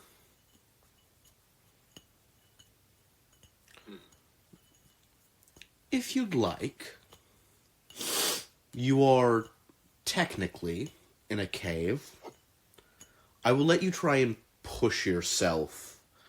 If you would like to make a con save, I will let you push this an additional 30 feet. Oh, I have a plus 10 to con. I'll make that con save. 27. 27 works. Great. And it's almost there. Just stall for like one more turn. You dig your heels into the ground. You have flown around this place. The last one was literally just a actual push away. You sprung off of that minor illusory bridge, flow down on this one. You weren't quite able, but with that strength check, you just kept moving. They have a funky little thing that means if they get attacked and the attack hits, they don't make an attack that turn. Well, not on the gate. Oh, Great. Have fun, guys. damn. You made that sound so nice until literally the last word. Does a 26 and a 24 hit everybody? Yeah, I don't even have to do math. My armor adds AC and my shield does too, but it just hits. DM, did you say everybody? Does that include me? Not Elric. Yeah. Everybody but Elric. Oh, You so guys got Iron would this. be in. Iron would be in Iron, this hit. Audrey, and Cathander. Yes. Just Audrey and Cathander. No, you as well. Oh, okay. You said what were the hits? 26 and 24. Do not hit. I currently have a +2 thanks to haste. Nice. Damn. 27 to hit me. Audrey, you too? Yep. Nasty. Sorry about this, Cathander. Go ahead, take 70 points of bludgeoning damage. What is? Oh, what is God! Oh, Damn. 7-0. wait. Fuck. Fuck you up. Wait, He's- can I? Wait. he's I'm still trying to do alive. math, okay. What were the hits? What and what? The one that hit you was a 26. Okay. Can I? If I do. I have a singular first level slot left. Wait. Can I still rebarb that? Oh. I was Yes. doing math with shield. That's the You can do your math with shield quick, but unless you had a base 21 AC, Yeah, I did not. that's the same Yeah. number. I just rolled the same number again. That's still You a just rolled it? 26. Okay, wait. Shield adds 5, and I forgot I infusioned and wore my chest plate. I think my magical armor. I think that adds a few more. Let me check real quick. Infusions, armor of magical strength. The wearer can expend a charge react point here. When a wearer attacks as a reaction. Oh, it does not. Oh shit. Okay, well my shield. Yeah, no, I'm just getting hit. As I'll almost save my shield. the full weight of this beast, one of its whipping tendrils that are generally holding it affixed to the gate, flicks up. Cathander, you are slammed into the corner. A truly dangerous amount of damage just almost completely knocks the wind out of you. However, the gate is unharmed, and the skeletons are disposed. Irene, that's you. God, fuck. Oh, did the other Kraken not go before me? They share a turn. I've just been... Oh, Oh. Okay. Okay, so did the second Kraken make another attack then, or was... They both make one attack. I take 70. 70, damage? yes. Oh, so it's 70? either one crack... Oh, sorry. Yep, each Kraken makes one attack. So when I rolled for both attacks, I was just rolling for both of them at once. Guys, Oh, okay, went I understand now. I understand. No worries, no worries. From 114 to 44. Oof. Oh. Damn. you're still up. That's I Maybe what you, matters. I am. maybe you stand back a little bit. No, you can start standing back when I've raised you twice. Right, if you have Revivify, you'll be fine. Random question. When you infuse stuff after a long rest, am I like automatically wearing them? Or do I have to uncombat? You just have to say that you are wearing them, because you hadn't, After you would long have to rest. do it in combat. After a long rest, I have to say I'm wearing them, right? Yes, you have to Okay. specify. Otherwise, I will make you take the time to do Yeah, it no in problem. combat. No problem. I'm so sorry. Okay. To clarify, Yes. with the Guardian armor, Yes. each time I use the Thunder Gauntlets, does that expend one charge, or is it I expend one charge to activate them? One charge to activate them. Okay, so now they're active, I can just start wailing on this thing and not Just- use up my charges. Yeah, just start wailing on it. Oh, okay, so I did the math, and I can do 5 hits with my gauntlets on this creature per turn. Jesus. Do Yeah. you think... 2 with my regular action, 2 with my extra action, and then 1 with my hasted action. Yeah. Do you think your turn would be better spent trying to put the gate back into place? So what is...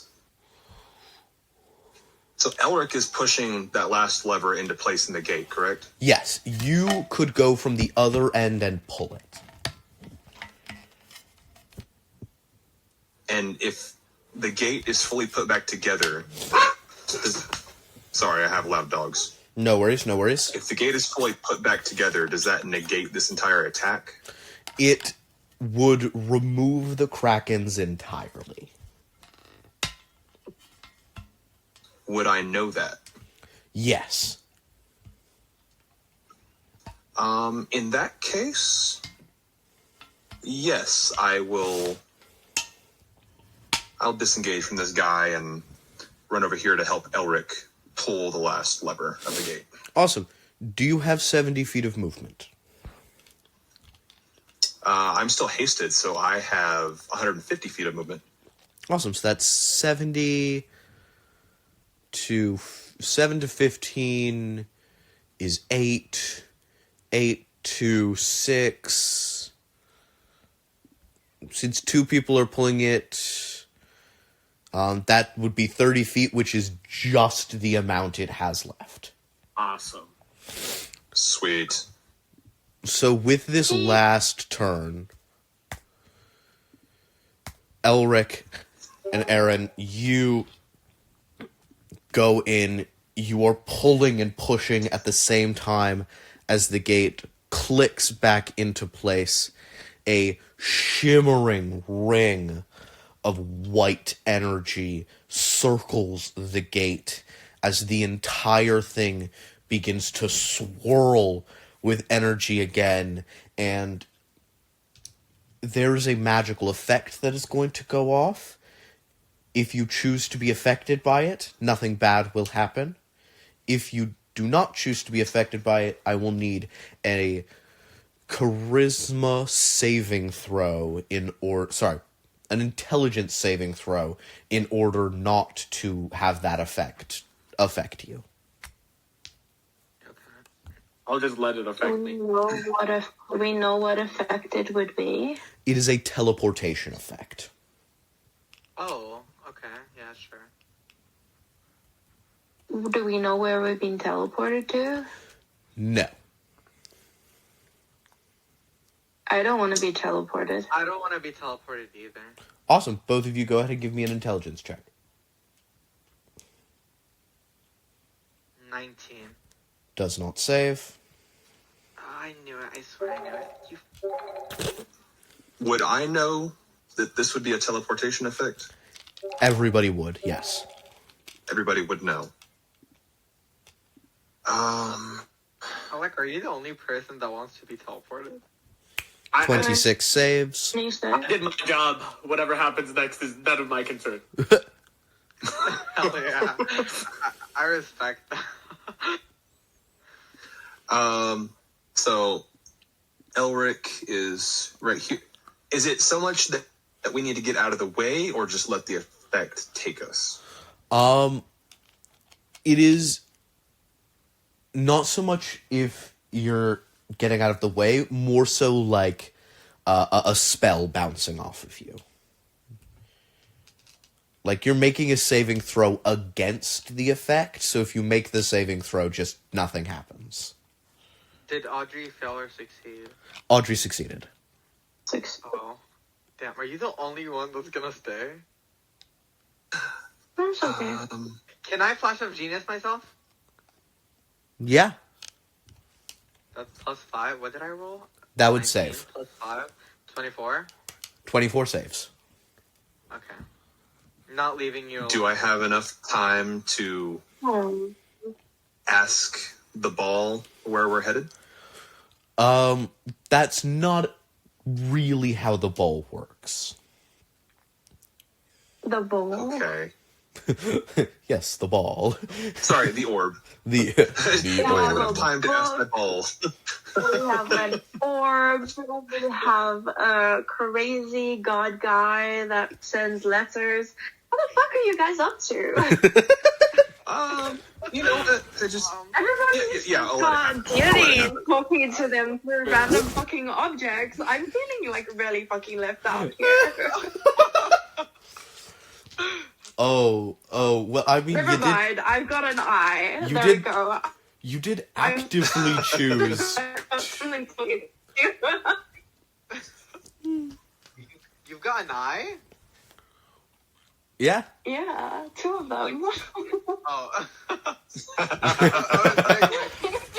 like someone's 3 of eye? them now. Oh, you're All right. Oh, Alex. Elric Oh. and Aaron, are you allowing this effect to take you, or are you making a saving throw? I was just letting it happen. All right. Yeah. Bye-bye, guys. Okay. Elric. Oh, did the two of them didn't? Two of them succeeded. Okay. We're on our own dwarf. Oh. Elric and Aaron, you allow this effect to take you as the portal reignites and the shimmering swirl of colors that go from the inside of a volcano to a just senseless swirl back to a steel and stone-colored place as you open your eyes and are on the waiting deck of a energy factory somewhere on the outskirts of the city. Great. Let's walk it for me. Daedalus? Yep. Daedalus? Oh, so we just got a ride. Yeah, Awesome. that's what it By does. the way, mind telling me who you are? Oh, right. And my name is, and right about that point is when the haste wears off and Aaron just freezes and just like goes glassy-eyed. Great. All right, back to the volcano for a moment. What are you guys going to do? You can. In an active volcano. I want to fly down. Mhm. Whoever's moving my token. I want to fly down over to the spot where the prophet went over. Mhm. Um, I'll just go along. and I want to just kind of want to circle like above the lava. And can I like roll an investigation or something? I want to see if just by happens it was, I'm presuming the book he had was some kind of magical book of some kind. And I'm hoping by all hopes that it was not destroyed. Go ahead and give me a luck check, actually. Okay. Come on, Avery.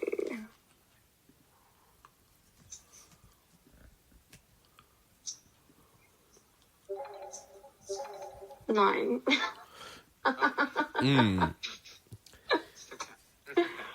Cathander, Lucky in all the rolls except the luck roll. Cathander, go ahead and let's see if you can make this.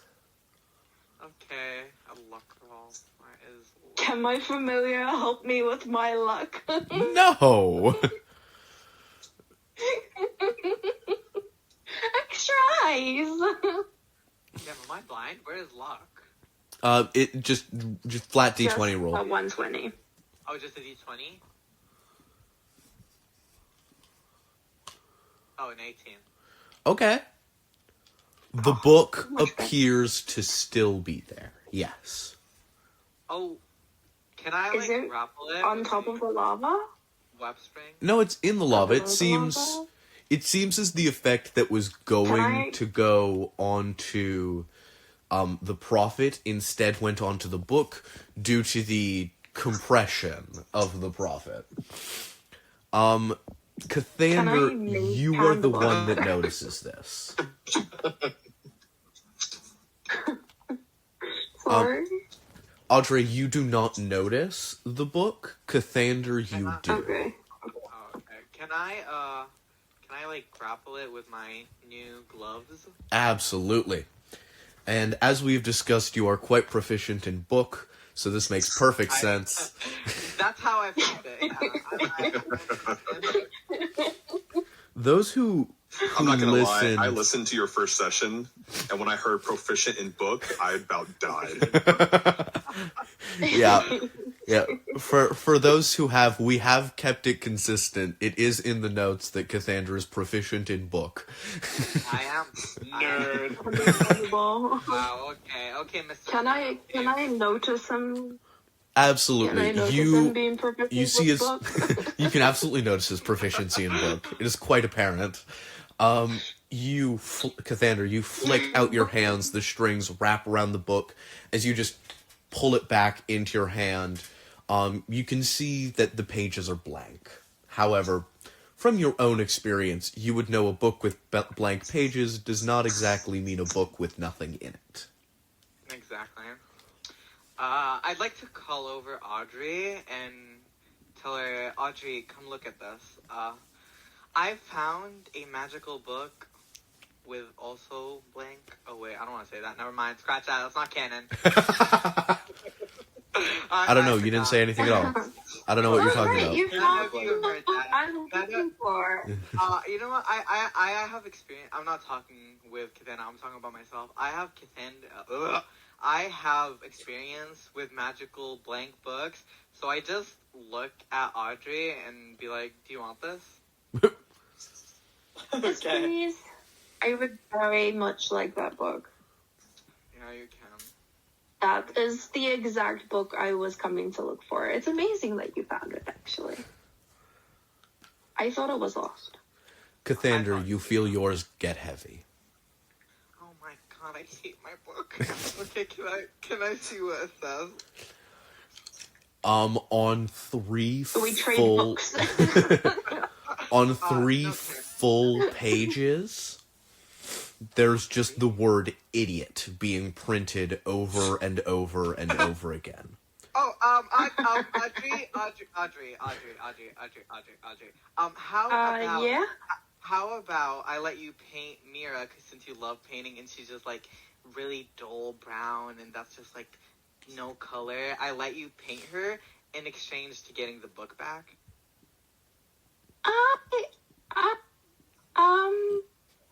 She kind of like hides the book for her back. I could paint Nira and keep the book. Ooh, yeah, that's an interesting idea. Yeah.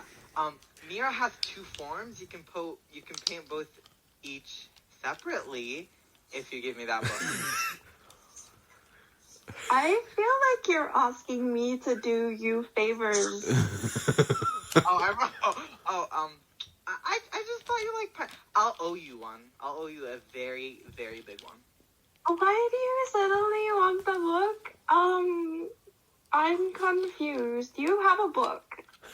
I do have a book. I just love books. You know, you don't really seem like the book type of gal. You just like painting. Smooth. You kind of seem stupid. Smooth, buddy, I know, smooth. Oh, I'm gonna. Stares at him.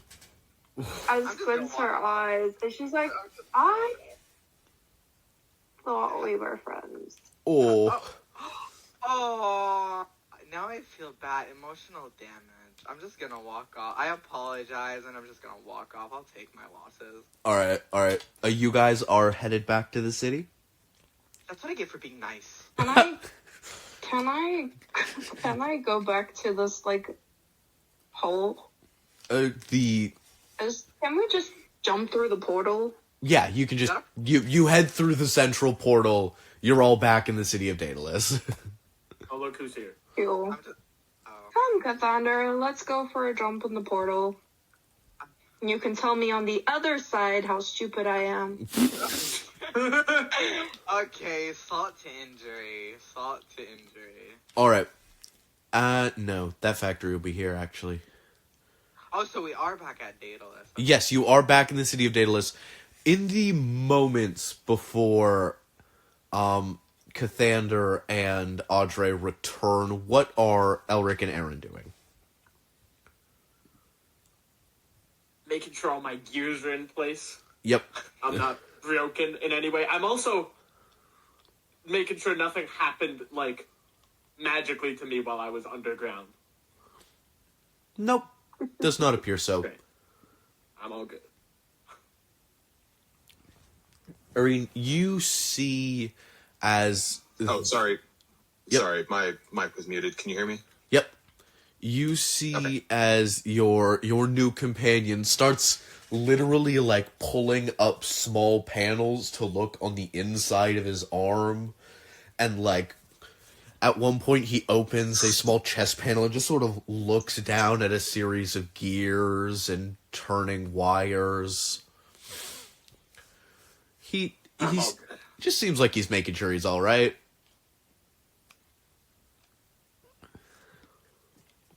Oh, at that point, I'm assuming I'll have recovered from my one round of shock.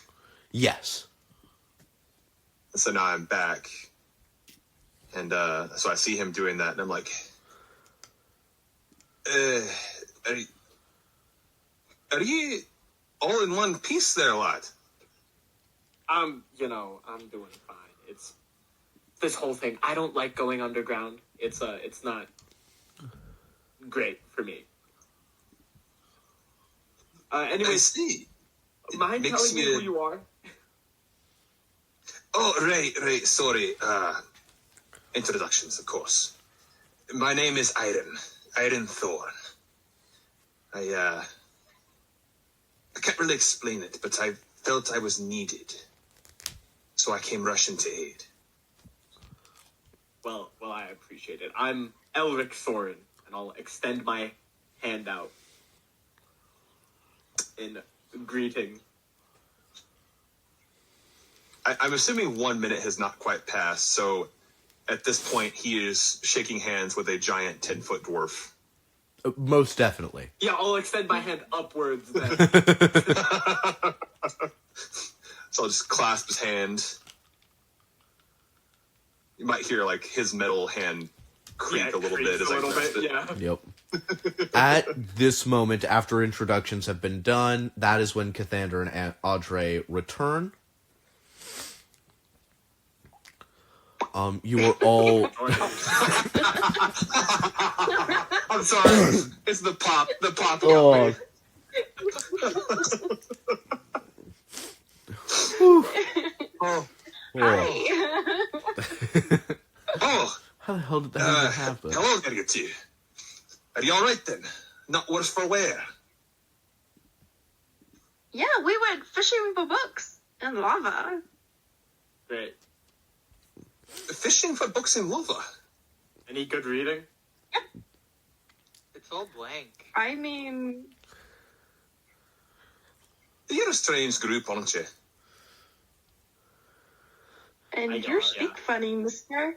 But it's great to meet you, and you kind of helped us, so I guess nice to meet you.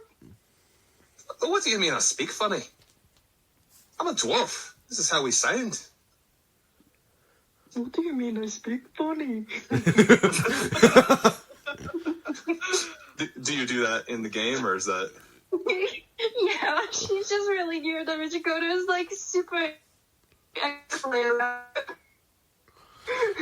You kind of talk like Iron. best. Iron just turns and gives her a glare. All right. As you guys are laughing, the magistrate comes up to you and goes, It's fixed. The gates they're back. I see you have picked up a... All right, I shall pen him down. Aaron, you see a very tall, thin elf man in long blue robes. You see one of his eyes are blue and the other is brown.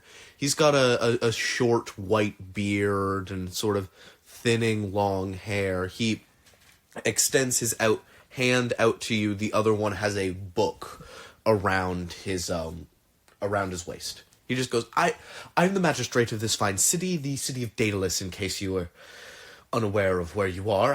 I don't doubt that you are, but just in case, and you are.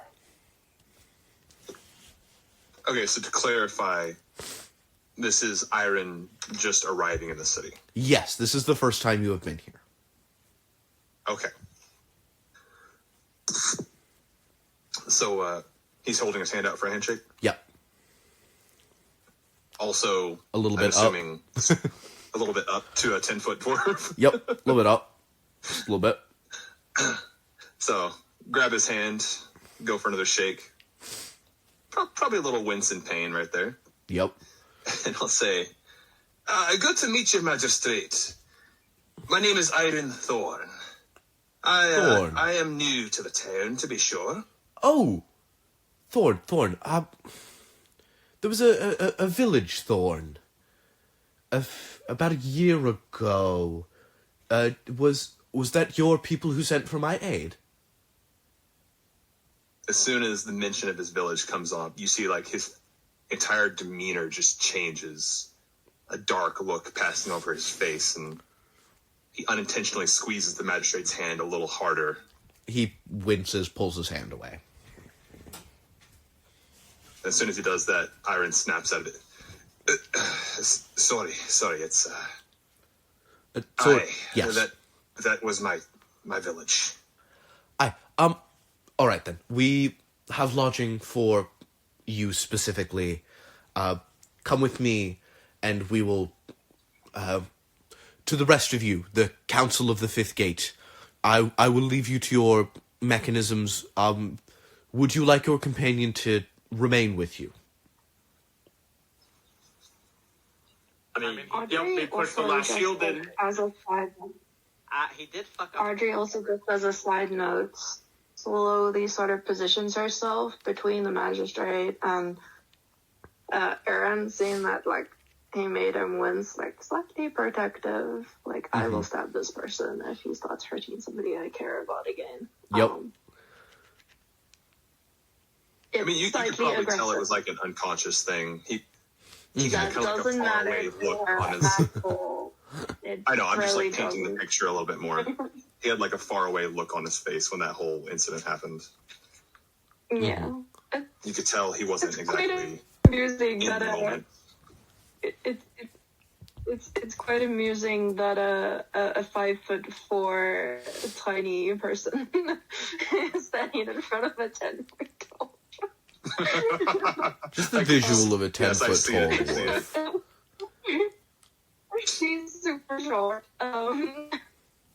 But, Regardless. she'll say to the magistrate, well, I kept everybody safe like you said I should. Thank you, Audrey. Not a single person died, I'm glad. and I even brought you a new person. Oh, all right. So they will be joining the Council of the Fifth Gate. Yes, I heard the the cries of accomplishment, but I just to ensure for the keeping of records. I can't see how more hands would be a bad thing. Wonderful. Right? We will find a good place for you, and I will take him for now. Yet we will be off. A good day to all of you, and Aaron, if you could come with me. You're welcome.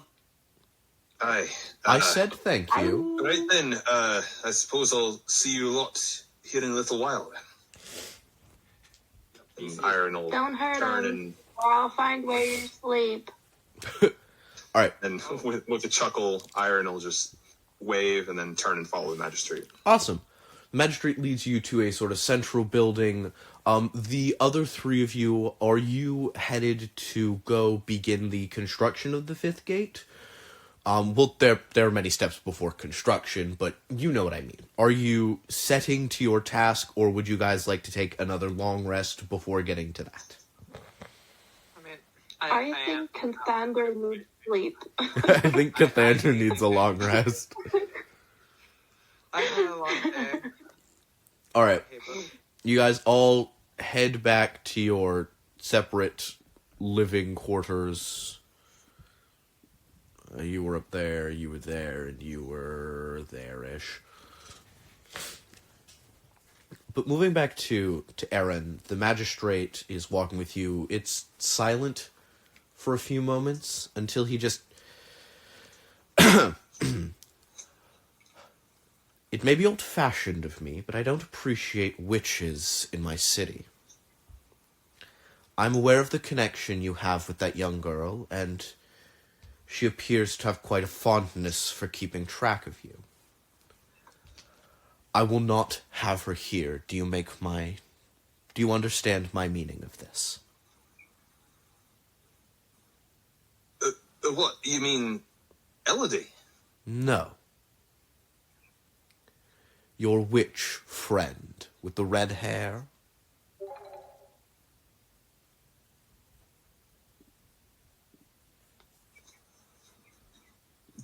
And can I assume that he's probably talking about who I think he's talking about? Yes, yes.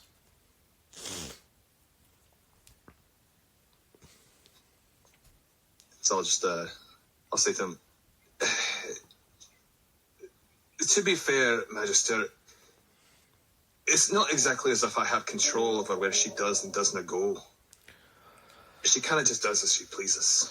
Yes, witches are inclined to those sorts of activity. That is why I don't appreciate them in my city.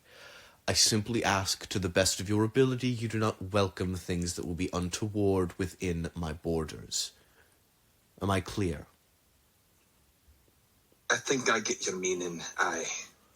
Wonderful. Now, to the necromancer. He has been a consistent issue to all of those nearby. I think whatever quest you are no doubt a part of will see to him soon enough.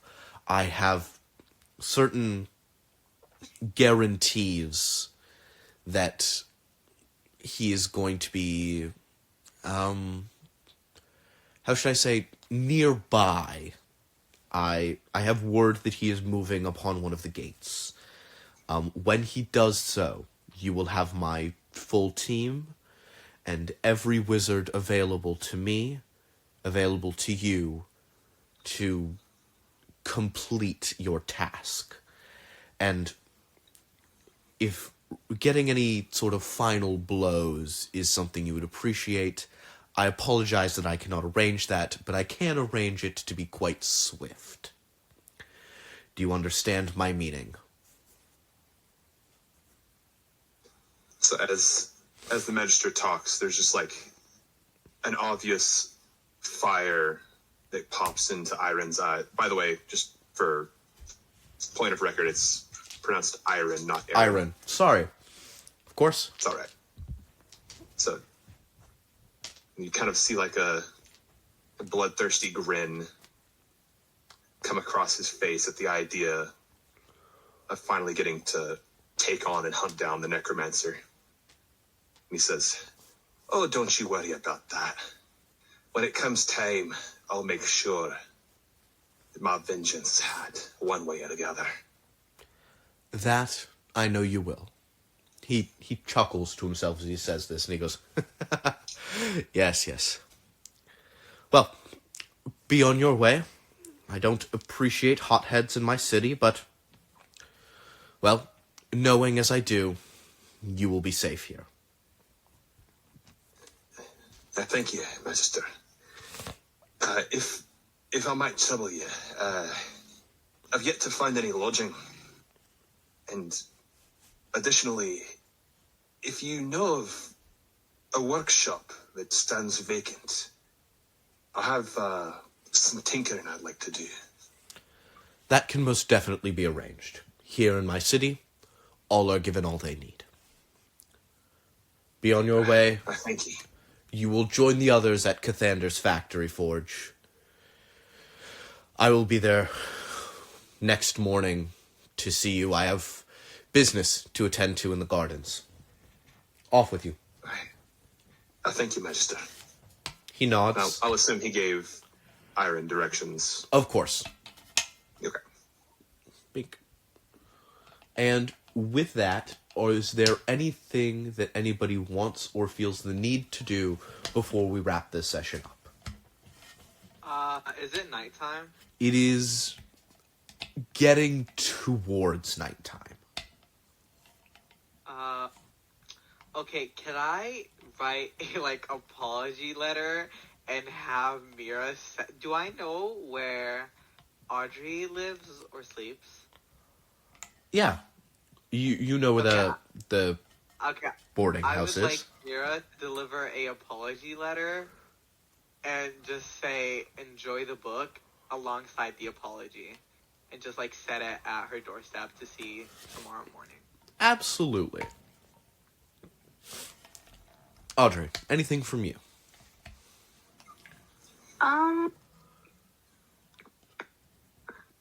She,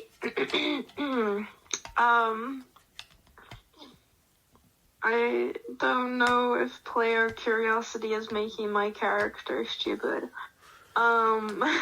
Hey, you can't all be genre savvy. Yeah. I think she's just gonna take the eye out, Mm-hmm. and she just kind of wants to like do some like experiments of like covering it so I can't look at her, and then uncovering it and seeing how that like differs in feeling, and if the eye looking at her has any effect on her being able to see the pages in the book. Ooh. At all either. That's smart. I'm not gonna not give you the answer because you cold called it, Oh, but that is exactly what you would have needed to do. holy Fuck shit. yeah. Holy shit. And And this is why I play end characters, people. just because And you you thought that was a stupid fully guessed it, not so much guessed, you just put two and two together. I will tell you the actual reason this works. The book you have in your hand is referred to as the Tome of Knowing. It is an artifact of knowing. Knowing is a member of the Infernal Rite. No, it is a member of what? The Infernal Rite, which is something you have limited knowledge on, but recognize the title. When marked by a member of the Infernal Rite, you are able to access the benefits of any artifact of their domain. For example, if you were to be marked of evocation and of emotion, you would be able to reap the benefits of a tome of that goddess, or a weapon of them. You would be able to attune to it without immediately occurring terrible negative side effects. Oh, is that why it was called stupid? That I mean, I would have known because I wasn't marked. So, back to Audrey. As you have the eye turned to you, you look in the book, and the pages still appear to be blank, but just as the last thing before we sort of roll to credits here, for a moment, you see across the page it just says, "I have tried my best, yet your time would be better spent. I cannot reach you. Reach further." And the words stay there.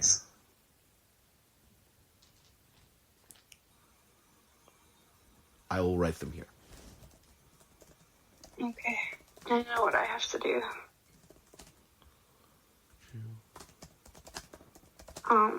But we can end session. Yes. DM for Yep. did Iron get that workshop he was looking for? Absolutely. That will happen at the beginning of next session.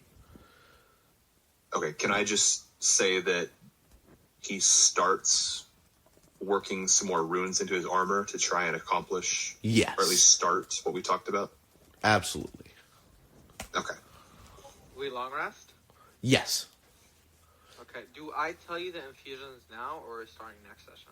You don't need to tell me the infusions, just like when we're in downtime when you're making stuff before we get into combat or whenever you would like to use the infusion, let me know what you're using. And because you have completed one of the gates, everybody please level up. Oh. Yeah. I mean, this is my second time doing it. I want to know who.